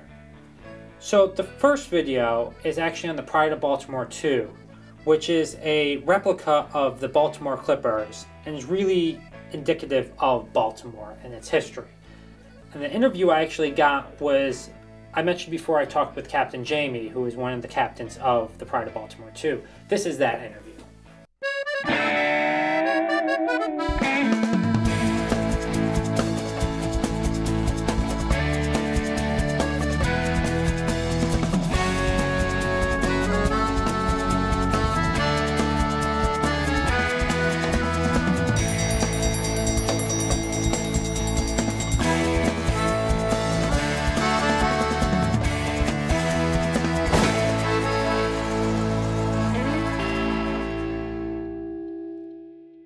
Now, we are on the Pride of Baltimore 2. Could you tell us a little bit about the Pride of Baltimore 2? Pride of Baltimore 2 is not an exact replica of any one privateer from the War of 1812, but she's historically evocative of the whole class. The Baltimore Clipper, as a moniker for this type of Chesapeake Bay sleek built design, is a tremendous coup for Baltimore that was only possible because of the daring actions of the Baltimore privateers, because this design was used all throughout the Chesapeake Bay, and prior to the War of 1812, people mostly saw it when they were coming into the mouth of the bay in the form of the Virginia pilot schooners going out to meet the seagoing ships with the pilot who had the knowledge to bring them in. And so everyone knew them as Virginia pilot schooners. Well, if there hadn't been a War of 1812, they would still know this sleek Chesapeake Bay design only as a Virginia pilot schooner. So Baltimore's success with the privateers claimed our stake over all of the Chesapeake Bay design that preceded it by using it in a more effective and world-ranging way than it had ever been done before. Which is why it's now the Pride of Baltimore. The Pride of Baltimore, yeah, and is a Baltimore Clipper, not a Chesapeake Bay Clipper. Excellent. Was this an effective way of getting around? Say, in the past, I get, we have engines now that make things a lot easier, but was this a really effective way? It's hard to imagine just seeing the ship in a modern context, what the whole rest of the Chesapeake Bay looked like at the time. I mean, the predecessors to the privateers were being used in the Chesapeake Bay, which is a relatively protected water. They had very sharp built, very sleek hulls for windless days like today to make the most efficiency of sailing around. And then they put on clouds and clouds and piles of canvas to make them go when the wind wasn't blowing. And your other alternative, while it might have been slow-going sailing, was that there weren't a lot of roads, so you might be hacking your way through a forest or wilderness. If there were roads, they were probably dirt, and if it rained for any period of time, like it does a lot in the spring here, then no wagon would have a chance of making it through. And even still, we have about 97 tons worth of cargo space on board Pride of Baltimore II. You could almost say that this was the backbone of our expansion, at least through the coast. Oh, I think all over the country, yeah, especially north to south along the East Coast. It played a great role. Of course, without ships, we would have never ended up coming to the New World in the first place. So this is a history that people really just shouldn't ignore or forget, because it really built us. It is. It's where we came from. In the eastern part of the country, we owe most of our industry, most of our foundation to seaborne travel. What is the history of this particular boat? Why a replica? Pride of Baltimore II was built following the loss of the Pride of Baltimore, which was a sailing vessel that was built in the 1970s by the city of Baltimore in order to further the waterfront renaissance that was going on under Mayor Schaefer. That whole time she carried the message of Baltimore as a place not only in history but in the modern era of maritime activity and a place to come see and visit to enrich yourself. And the Pride II is taking on that tradition? And Pride II was built in a direct response to the citizens of Baltimore wanting to replace Pride of Baltimore after she was lost at sea in 1986. And do you go all around the world with this? This ship's actually been much further than her predecessor. The vessel's been to Europe 5 times, actually sailed to Asia about 14 years ago on a voyage to help engender some relationships between the Maryland Port Administration and some ports in China and Japan and in Korea as well. The ship is living history. Do you find that having a relic like this helps preserve history in a way that just textbooks don't? Oh, absolutely, because you could write all day long about what a privateer looked like or what the experience of sailing a privateer was, but to actually have people out on board and to have them put their hands on the lines, to see the sails set, everything that an 1812 privateer would have been familiar with can be seen on board this vessel. And if you brought some of those guys back from Thomas Boyle's Comet or Chaucer herself, Joshua Barney's Rossi crew would come on board and could make sense of what we're doing today. So oddly enough, there's almost like layer upon layer upon layer of preservation. Not only is this a living historical ship, but then you have to keep a maintenance up to preserve it, but the maintenance that you're doing is preserving a history of maintenance that was already done. Yeah. I think you find that in a lot of things. If you're going to do things a traditional way, you have to learn all the skills to continue to do them in a traditional way. This is in the same way that you made the comparison to the modern yachts. If you came on board Pride of Baltimore II with the expectation of sailing her like she was a J-22 or a J-70 is the new vessel that I saw out there today, you would have a very difficult time with the reality that those things wouldn't work. What's on the horizon for the Pride of Baltimore II? Well, earlier this week, 2 days ago, in fact, she celebrated her 25th launching anniversary, so her 25th birthday. That's a quarter century. The ship is built so strong that it's very easy to imagine with the kind of care that we've given her, she could last a full century and possibly more. I see what you mean about a lot of information. This was almost a documentary by itself. I have to say this was one of my favorite episodes because I'm really into historic ships and I get to ride on this historic ship and work on the rigging, and that was just incredible.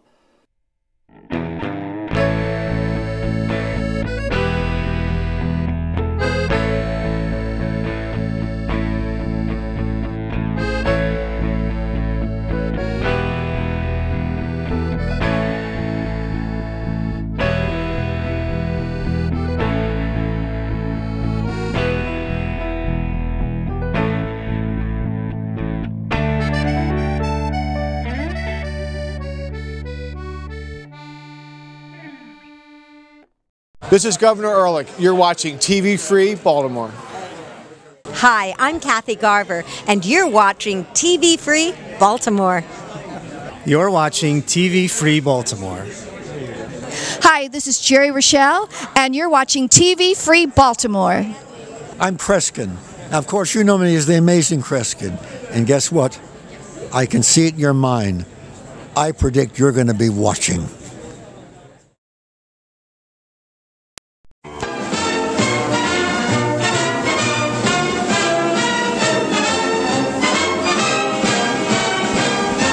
We hope you're enjoying your visit here this evening. Now, on with the show. Hello, this is Paul Stefan, and welcome to TV Free Baltimore's Movie Reviews. Now, take a look at this week's movie trailer. Look what I found. You can't watch this. Au contraire, it's our duty to watch this. This is evidence of a crime. It's a crime, all right. Amazing, huh? What? That it's all done on tape. As far as I'm concerned, there's reason enough to reopen this case right now. Carlson thinks it's an inside job. But I don't consider this case closed until I know who betrayed me. So, who's the inside man? I've got it narrowed down to the 6 of them. What about Talbot? Dunbar looks guilty as sin. He knows about the hidden cameras. That's a great time. What kind of security guard breaks down his piece when he's on duty? This guy. Go back to the start. How do you like Cal? He's not your type. What about her? For the inside man? I like Morty. Why? How about Carlson? Because it's always the one you least suspect. It's always...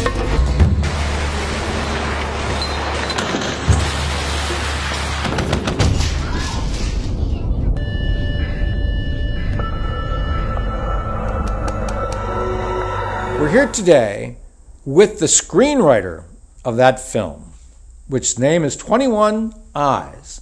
And that screenwriter who we have the privilege of being with today is Sean Paul Murphy. Putting this film together early 2000s, wasn't it? Yeah, about 2000, whatever year it was released. Maybe was it 6? 3, I think. 3, yeah. Yeah, once the script came, it was all put together in like 3 months. You were able to put the whole deal together? Yeah, we put the whole deal together in 3 months. It was very quick. Now, once did we you decided have to a do it. lot of input? Because I know in Hollywood sometimes screenwriters are there. They have something to do with talking about casting and about other things. And On this film, I had a huge amount of input. You did? You know, I was involved in all aspects of, because I was also going to edit it as well.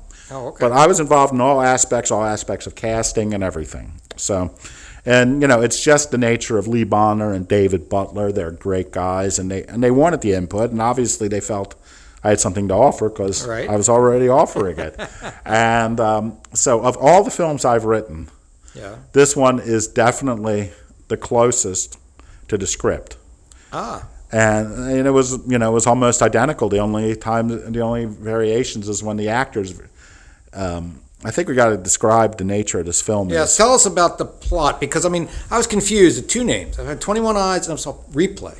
Well, originally the film was called Replay. Okay. Because they're constant. Well, let me give the plot. Go ahead, please. So essentially, there are 2 different stories. One is stuff that happens over the course of a day in a jewel dealer whose place is robbed by 3 gunmen. There's bloodshed. 1 employee is killed. Another loses her finger, and that is played straight. That is played like a theater piece, you know, because it was played live. There were no other angles other than the camera. So we had, in the main room where the robbery took place, I think we had 6 to 8 cameras set up. Wow. Seeing different angles.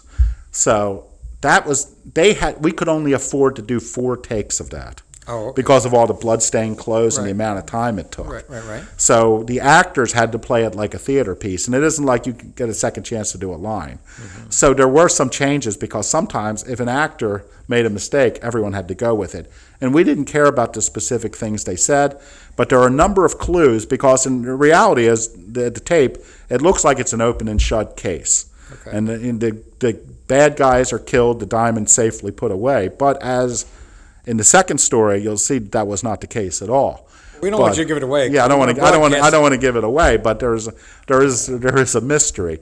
But as long as the actors, there were like about 8 different major clues in that room. Okay. As long as the actors were where they were supposed to be, when there was a clue, it was okay. So what they said or how they got there didn't necessarily matter. Were there rewrites or no? No, there were no rewrites of, There were no rewrites. You know, the actors were rewriting it if somebody would forget their line or say the wrong thing. And, you know, and one of the reasons we picked the actors we picked, mainly the New York actors like Rebecca Mader and Nestor Serrano and all, is because we wanted people who would be calm and cool. But if one of the actors would get and that's the way Lee wanted it. He wants everybody to be cool and calm and as much as possible as it could be in a circumstance like that.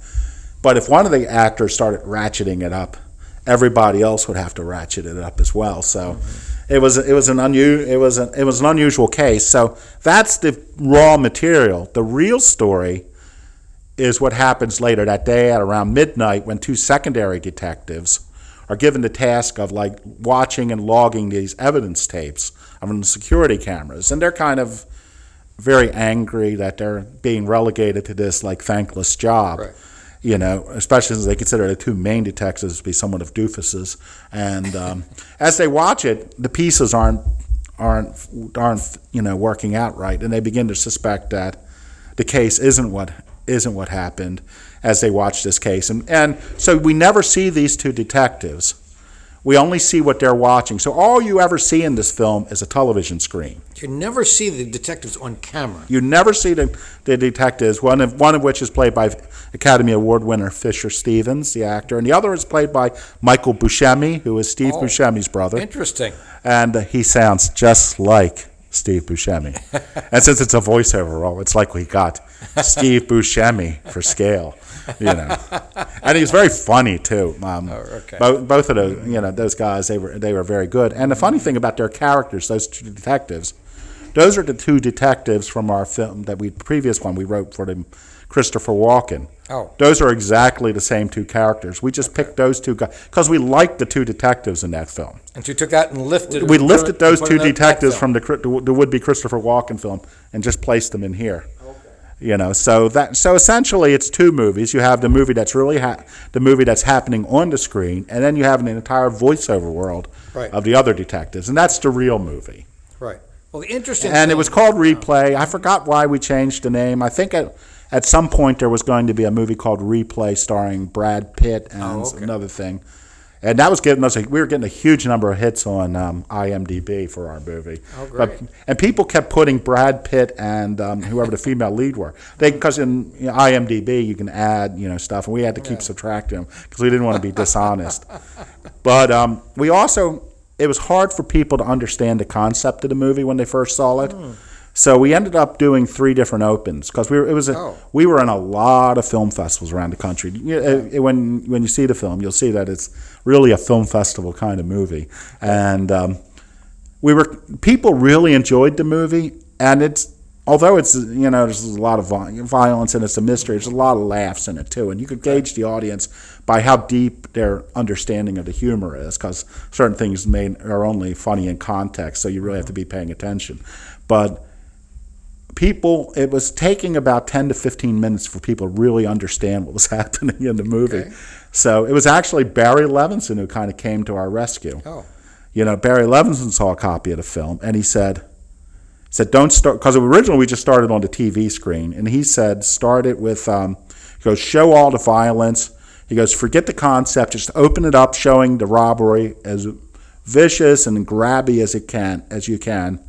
And then just go into the movie. And that's what we did. And eventually it was called, we called it 21 Eyes. And that open that Barry Levinson inspired us to do really sold the movie for us, you know, and it was doing. Right. Well, I was going to say that I think what I read about it, it's a great concept, and I think it would be great for a viewer. Maybe not then, but now, because people are more familiar with that kind of thing, is to say that you and the audience really become the detective. That is Lee's whole thing. Film. Yeah, it is exactly. It's a POV film. I don't think that Hollywood had tried one since that Lady in the Lake with, you know, back in the 40s. But no, it is, you know, and they've subsequently did one of some first-person shooter film. Yeah, something Harry. I forgot what it was called. But this is a POV. You know, it's another one is it was called Unfriended. It was a horror movie by Blumhouse. Okay. That was very. But I'm saying you guys were sort of pioneers of the genre. We were the pioneer. And it's also a found footage film because although there's actual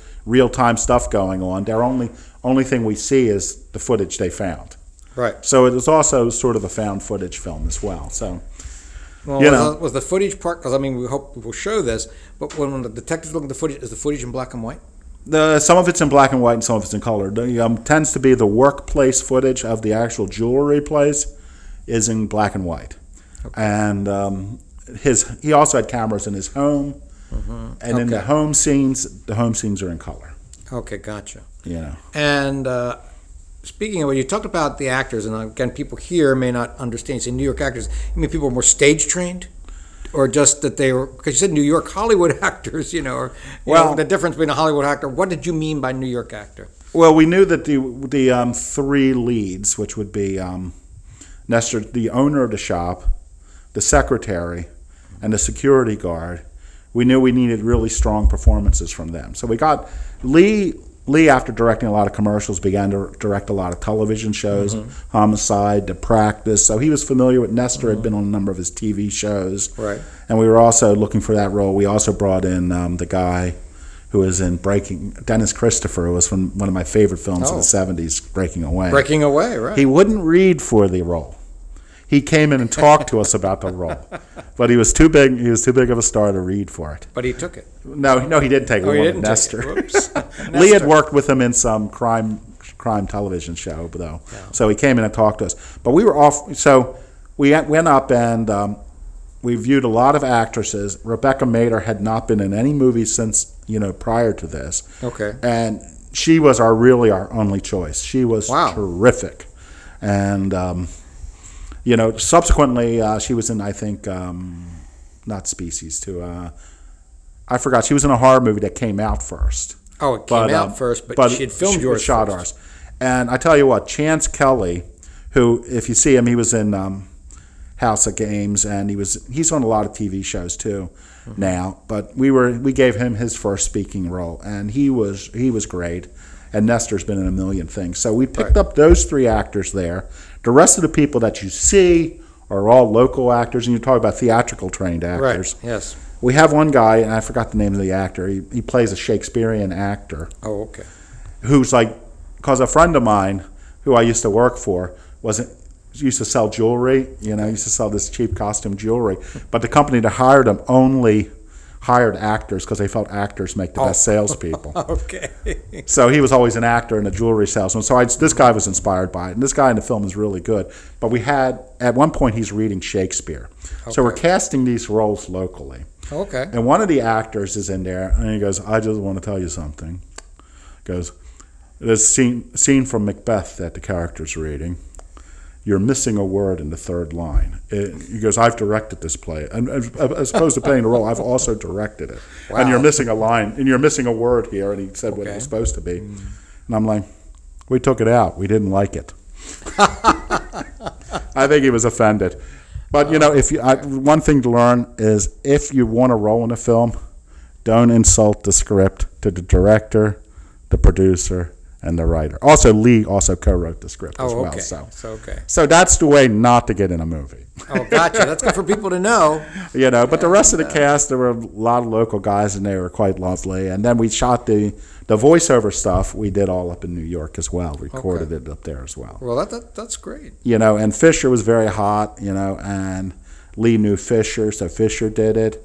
And and this is why the film is currently not in release now, is because at the time we were in a hurry to make this film for Sundance, to have it done. It didn't get into Sundance, but we hurried. Okay. So we took, we took the actors we could get at the moment. We were offered a ton of actors because the leads are voiceover roles. Right. So it's very easy. They can come in and record the entire movie in one afternoon. Right. So we were offered William Shatner. At one point, we were seriously considering going with Fred Ward, who was one of my favorite actors from the 80s and 90s. Jason Lee, who was just in Almost Famous, then he did that My Name is Earl show, and Janine Garofalo to play the office secretary. We could have had them for shockingly little money, but we couldn't work the schedules out. It's a shame. It is a shame, and that's why the film's not in release now. So when it got released, we took a 7-year contract with this company, Vanguard. And Lee was never satisfied with the movie because he's like, we should have waited, we should have gotten bigger names in it. And that's where we're at now. The rights have reverted to us, and Lee wants to redo the film with bigger names. Oh, wow. And so this we is actually, where you are now. They're talking about, hey, let's do a remake. Yeah. We can either remake the entire film or just remake the voiceover roles. Oh. And this is, so a very big, I'm not going to name the name, a very big television and movie producer expressed interest in doing that with us. Good. And I think I don't think it went through. I'd have to find out. But we were still thinking of doing it ourselves. In fact, we're going to have one more meeting before I go to talk to a casting director about it. But also, when the film originally came out, another big television producer wanted to do a series based on this concept. Interesting. And we were so excited because Lee was he was a well-known television director, and he was handled by Gersh Agency, and we were very excited. Then that producer's wife died. Oh. And then it's sort of like, well, how long do you wait before you say, oh, by the way? Yeah. Well, by the way, what about our show? Don't you still want to do a TV show with us? Yeah, so we we just never approached him again. He approached, I don't know how far it went, but and nobody's taken this concept. Have they done this yet on television? No, they haven't. Okay. So I could see it as a show just called POV or something. Yeah, no. So it is possible. So we're in a position now where, if I had, I don't want to say that there's disharmony in the group because we're all great friends, but if I had my way, I'd have it up on Netflix, Amazon, and some other things. I could make arrangements to have that done. The reboot or the original? The original, but they're like, well, let's not put the original up there until we exhausted the possibility of doing the reboot of it. So, well, hopefully you and can. Lee did do the. I know I sent you a copy. It was the. It was a minor variation of it, and we're probably going to call the reboot by the new name. Do You See What I See? Oh, okay. Because I thought we saw something that was called 22 Eyes. Yeah, no, we're not going to add a camera to it. Okay. And by the name 21 Eyes is we counted up all the security cameras. The security in the film. cameras, right? So there were 21 security cameras Okay. that we avail. Okay. So that's right. So that's essentially. I'm sure anyone. I hope you break our conversation at least and show the trailer so that people will. Well, people will hopefully see. Hopefully, they'll see the whole movie. That you'll allow us to show if you guys. I think that we'll allow you to, if you're kind enough to have us on. I think we'll try to do that. I mean, part of it, you talk about redoing it, maybe just doing your voiceover. So since again we haven't seen it yet, the film in its entirety. Is the secretary also just a voiceover? Yes, the secretary. The police secretary is a voiceover. Oh, because I was going to say the company secretary is Rebecca Mader. Rebecca Mader, that's what I thought. And I tell you what, she was great. She was so happy. She came down to Baltimore. We shot it in Baltimore. Oh, you did? Yeah, we shot Baltimore locations. Yeah, we used exclusively for the shooting. The offices were the offices of another director in Baltimore named Peter Mullet. Okay. So the jeweler's offices, and that's in right 2 blocks above Northern Parkway in Pimlico area, up near the racetrack. And that's where we shot the robbery. The house, the guy, Nestor Serrano, who plays Collison, his house is actually, oh God, I'm forgetting Vince Peranio's house, and he's the major art director. He was the art director for all of John Waters' films and The Wire and all. And we shot that in his personal house, which is very eclectic, which is a couple of row houses knocked together. Interesting. Down in the Fells Point area. So there was no studio sets. No, everything was shot in real locations, and we also shot at BWI. And this was we were kind of afraid that we were not going to be able to get into BWI. Yeah. But they were only too happy to have us. And we also shot a hospital scene at Good Samaritan Hospital. Oh, okay. So it's good to know. Yeah. Especially around here, people want to see those locations. Yeah, so if you ever want to see what Vince Peranio's house looks like, now you can. Or it did 15 years ago. Or it did 15. I'm sure it's similar. It's a really fantastic house. Because my concern with the idea of you saying leave the rest of the footage alone but just redo the voiceovers, is there anything in the footage that at this point in 2008, if you saw it on TV, it's dated? No, I don't think so. Okay. Other than the fact that it would be tapes. Because now everything would be digital. Oh, I know, but I'm just saying that... well, our main problem was because at the time most security camera footage was standard, square. Yeah. And that was going to date our film now that everything's widescreen. Right.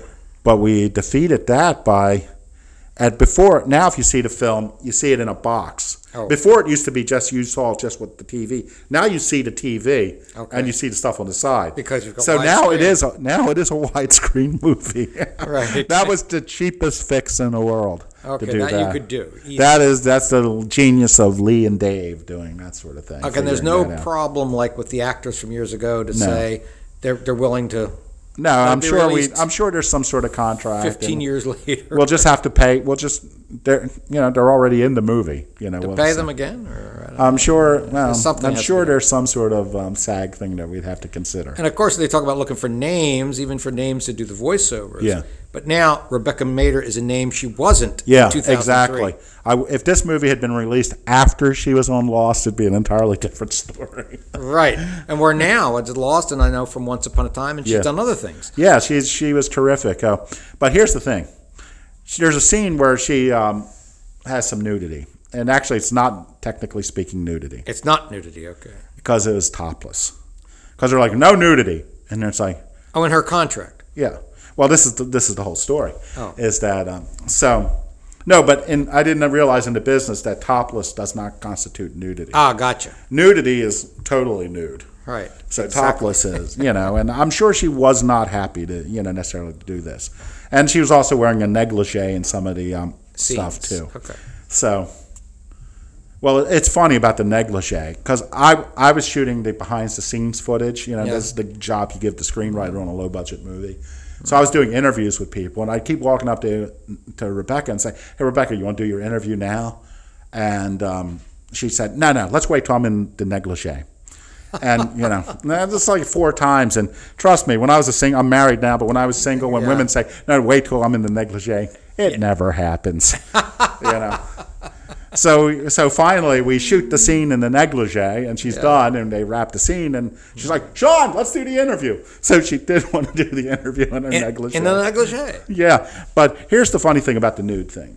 So the topless scene, because the guy Nestor Serrano plays, Collison, is a perv. Okay. He's But a voyeur. She does play topless. I don't know if she is in this version or not, but I think so. So he's obviously he would be, and he's her girlfriend. Obviously, he would be taping her. Yeah, sure. And also, we needed these bored detectives something to watch that would keep them interested. Keep them awake. Keep them awake. It's late night when the story-wise, it's late night. Right. So one of the first tapes they put on is her undressing in front of a camera. Wow. Yeah. So part of that's in the trailer. Yeah, part of that's in the trailer, but you don't see everything. Yeah. So it's like, so when you do the contract, it's sort of like. They say she can appear topless for 4.5 seconds. Like an agreement with the thing. They even time it. Yeah, they even timed it. So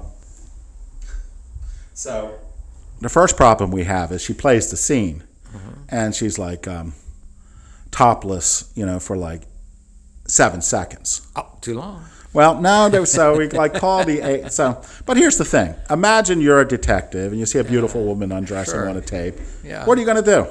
You're going to back it up and watch it again. Right. And then call some of your buddies into the room. Say, hey, look at this. And take a look at this, and then play it in slow motion. So, and did they do that on? Yeah, so in the original edit of the film, they run through this scene for about 40 seconds. Keep watching it, And so I'm like, I don't know. So Lee calls the agent? The agent, and it's like, goes, okay, we have some problems with the topless. And the agent's like, what's the problem? She goes, well, the contract says like 4.5 seconds, and it took her 7 seconds to play through the scene. And the guy's like, well, if it takes her 7 seconds to play through the scene, it takes her 7 seconds, no problem. Lee's like, well, not so fast. He goes, well, you understand the concept of the film. It's people watching these tapes. He goes, yeah, I understand that. And he goes, well, then the people rewind it and watch it again. They watch it again. Yeah, and then they rewind it and watch it in slow motion. And they're like, how long is this? It's like 40 seconds. It's like, nah. At least like, well, it's integral to the story. Ah, there we go.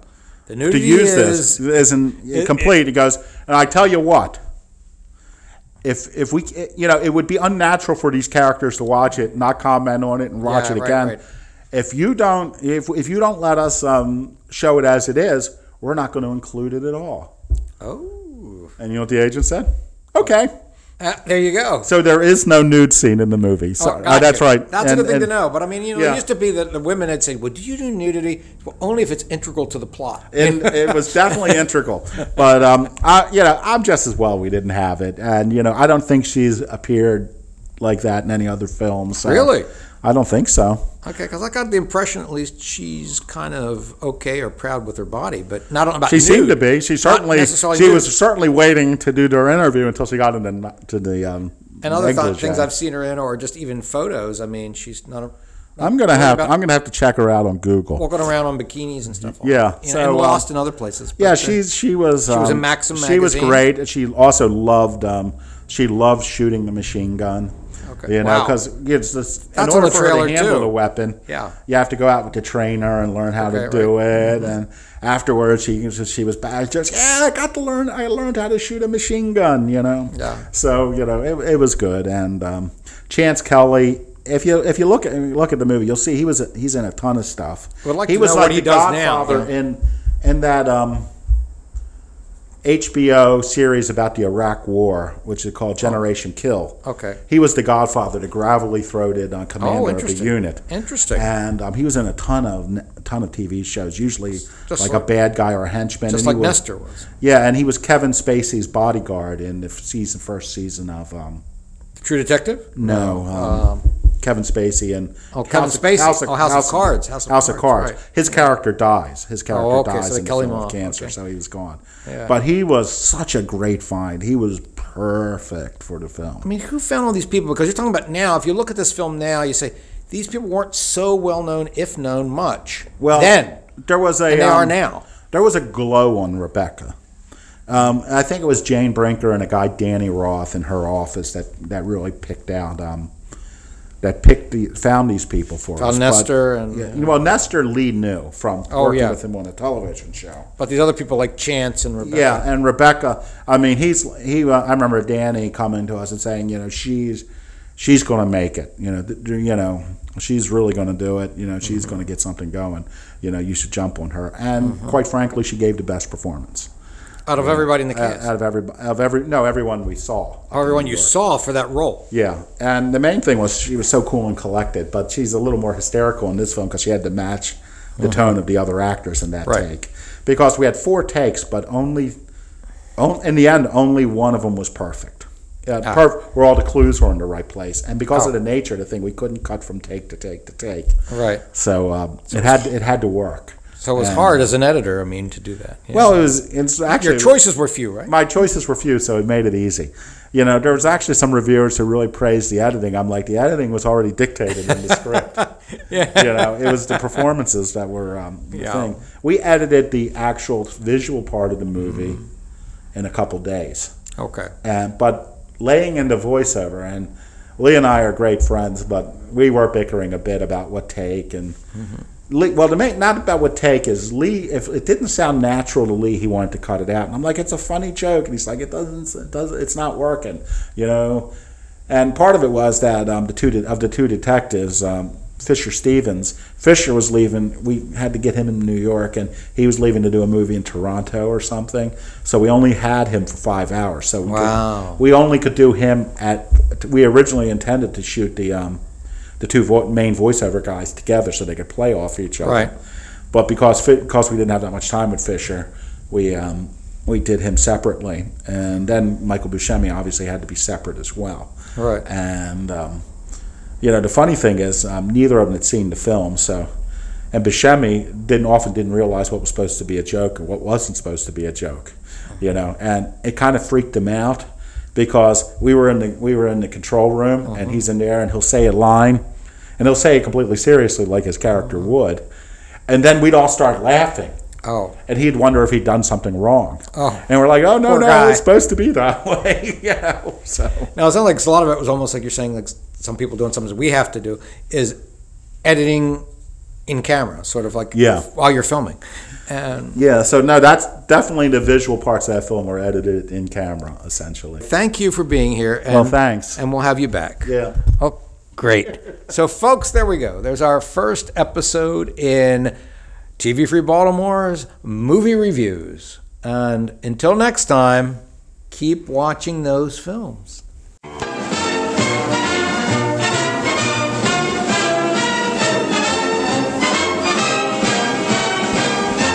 We hope you're enjoying your visit here this evening. Now, on with the show. Hi, this is Len Lazarick at MarylandReporter.com. You're watching TV Free Baltimore.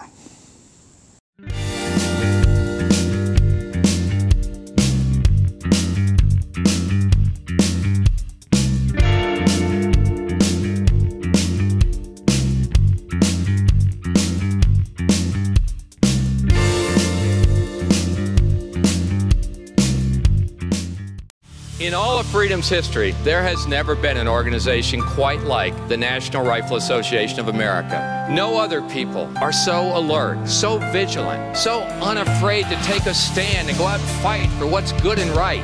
We, the people of the National Rifle Association, represent the very best of America's strength and of America's character. It's easy hiding my heroin habit from my parents. If I'm tired or don't eat, I'm just acting like a typical kid. I hide my stash in my room because I know my parents would never snoop. They don't notice the missing painkillers either, or the money I take from their wallets. But I think they're gonna notice this.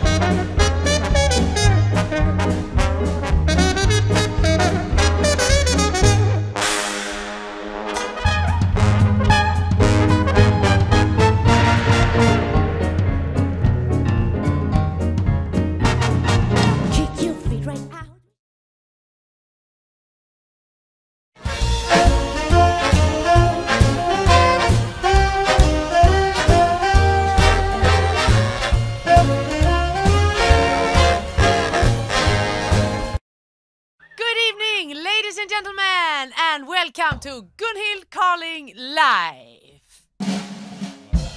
Welcome to the special guest for tonight, Henrik Jonsson. Oi. Scream on internet. And here only famous faces here. Aina Carling, Uffe Carling, Max Nordström, Rasmus Sörensen. We love to play your song requests. Because this program is your song requests and we play them and we have a whole bunch of songs. So we just throw us in the song list.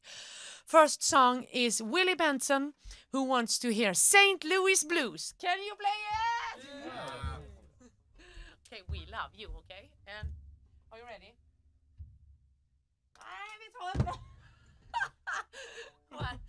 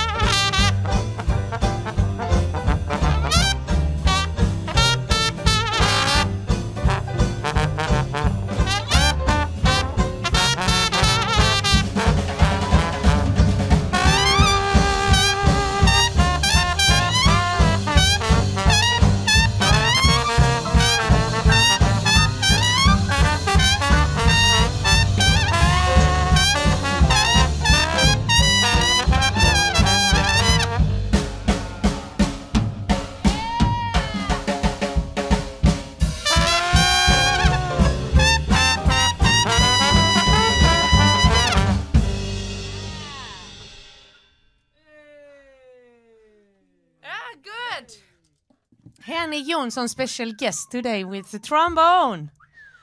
And thanks for a good request. We love to play your song request, and Gunnar Calling Live, we have been broadcasting in over 1 year. Last week I was in America, and I was very happy that a lot of people had seen this program and came to the concert. And hi everybody, I miss you already. We are going to take next request. It's Bjarne Hansen. It sounds like someone from Denmark, and he wants to hear I Love You for Sentimental Reasons.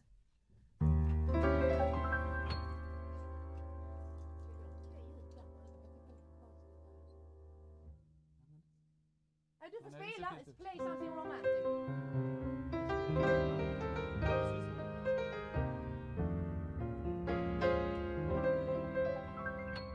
2, 3. I love you for sentimental reasons. I hope you do believe me. I give you my heart. I love you, and you alone were meant for me. So give your loving heart to me and say we never part. I think of you every morning, dream of you every night. Darling, I'm never lonely whenever you are in sight. I love you for sentimental reasons. I hope you do believe me. I'm giving you my heart.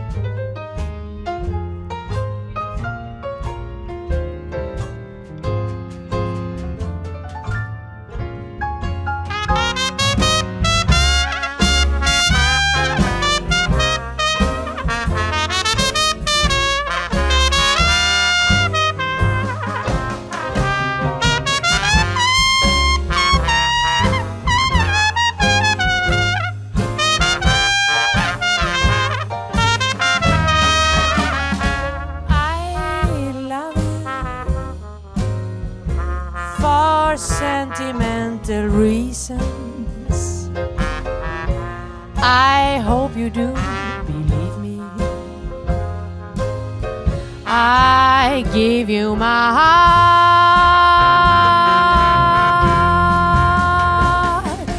I'm giving you my heart.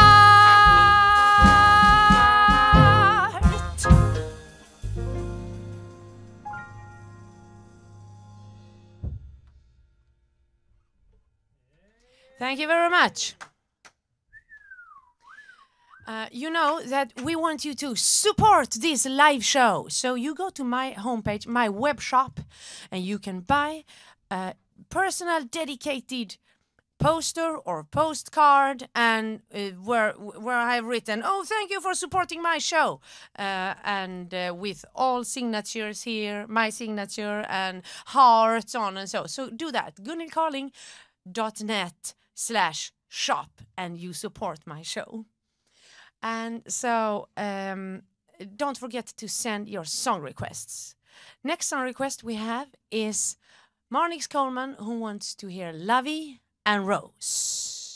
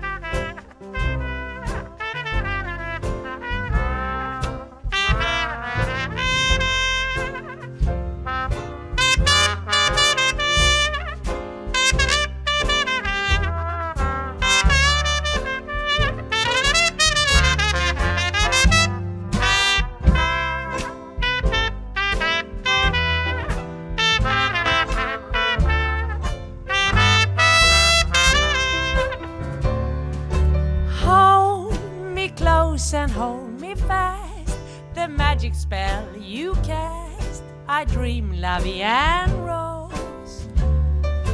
When you kiss me, heaven sighs, and though I close my eyes, I dream Lovey and Rose. When you press me to your heart, I'm in a world apart, a world where roses bloom. When you speak, the angels, they sing up above, and I turn into a world of roses and love. So give your heart and soul to me, and life will always be Lovey and Rose.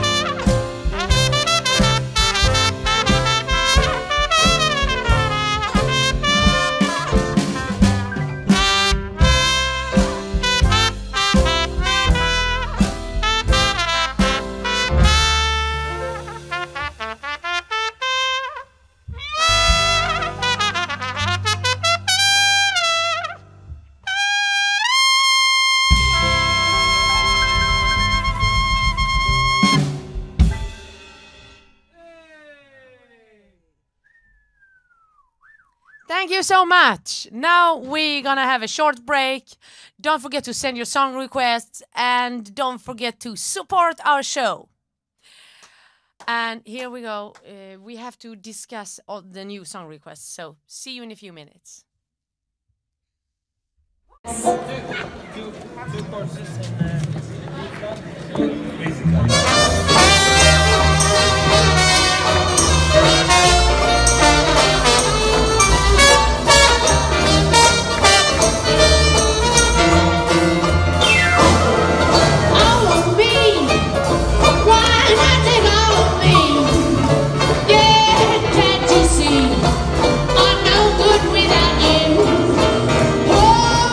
Take my lips, I wanna lose them, yeah.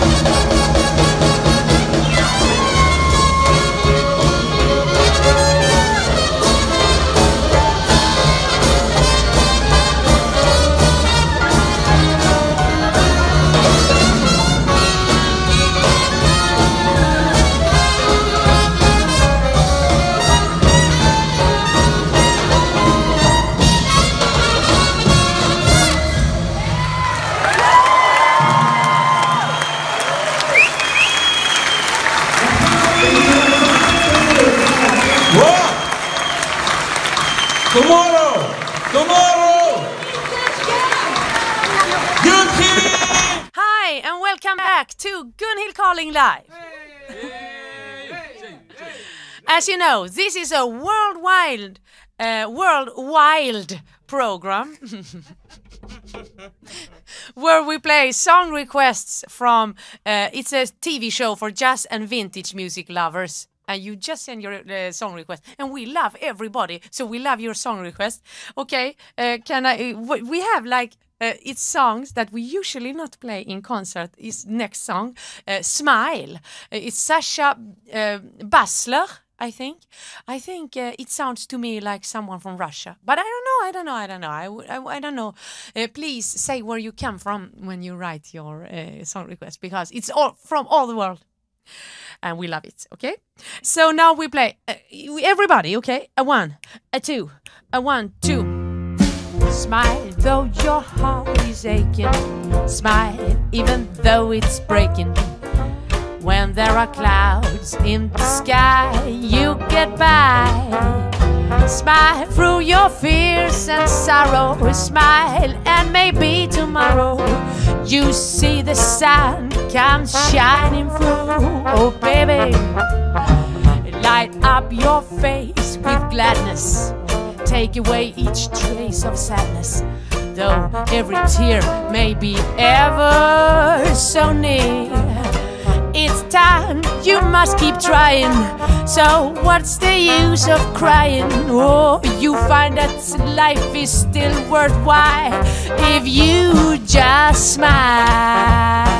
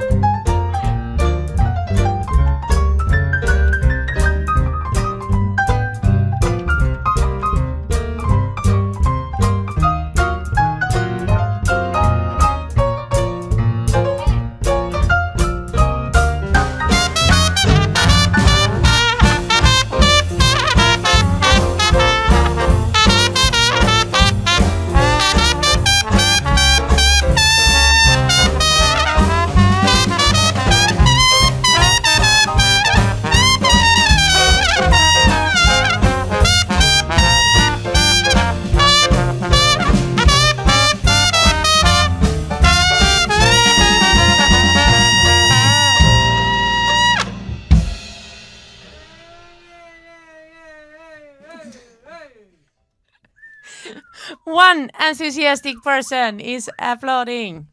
Do you know what? We're gonna play a song later, and so you have to later we're gonna play a song where you have to guess what melody it is. Okay, so but not yet, but it comes later, the competition. So be ready, prepare for the competition. We take another request, and this request is, oh, my friend Nina Paris, she wants to hear, she wrote, you know what song I love, and I assume it is Ochi Chornia. Ochi Chornia, Ochi Chornia, Ochi Strasnaya, I Prekrasnaya, Ochi Chornia, I Vkusnaya, Ochi Chornia, как я was lublю.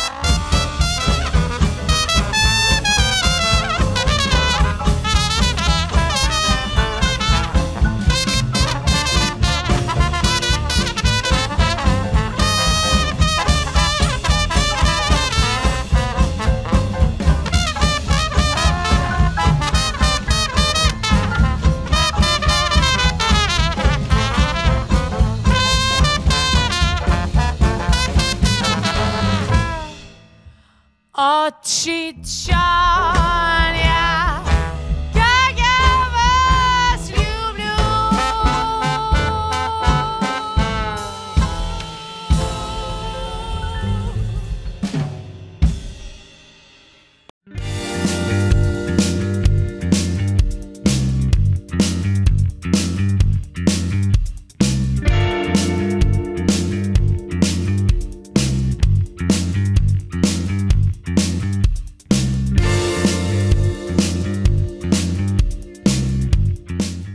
Hello, I'm Steve Darnall, the publisher of Nostalgia Digest, and you're watching TV Free Baltimore. Well done. The Despothier is on my shore, Maryland, my Maryland. His torch is at thy temple door, Maryland, my Maryland. Avenge the patriotic roar that fleck the streets of Baltimore, and be the battle queen of yore, Maryland, my Maryland. Thou wilt but cower in the dust, Maryland, my Maryland. Thy beaming sword shall never rust,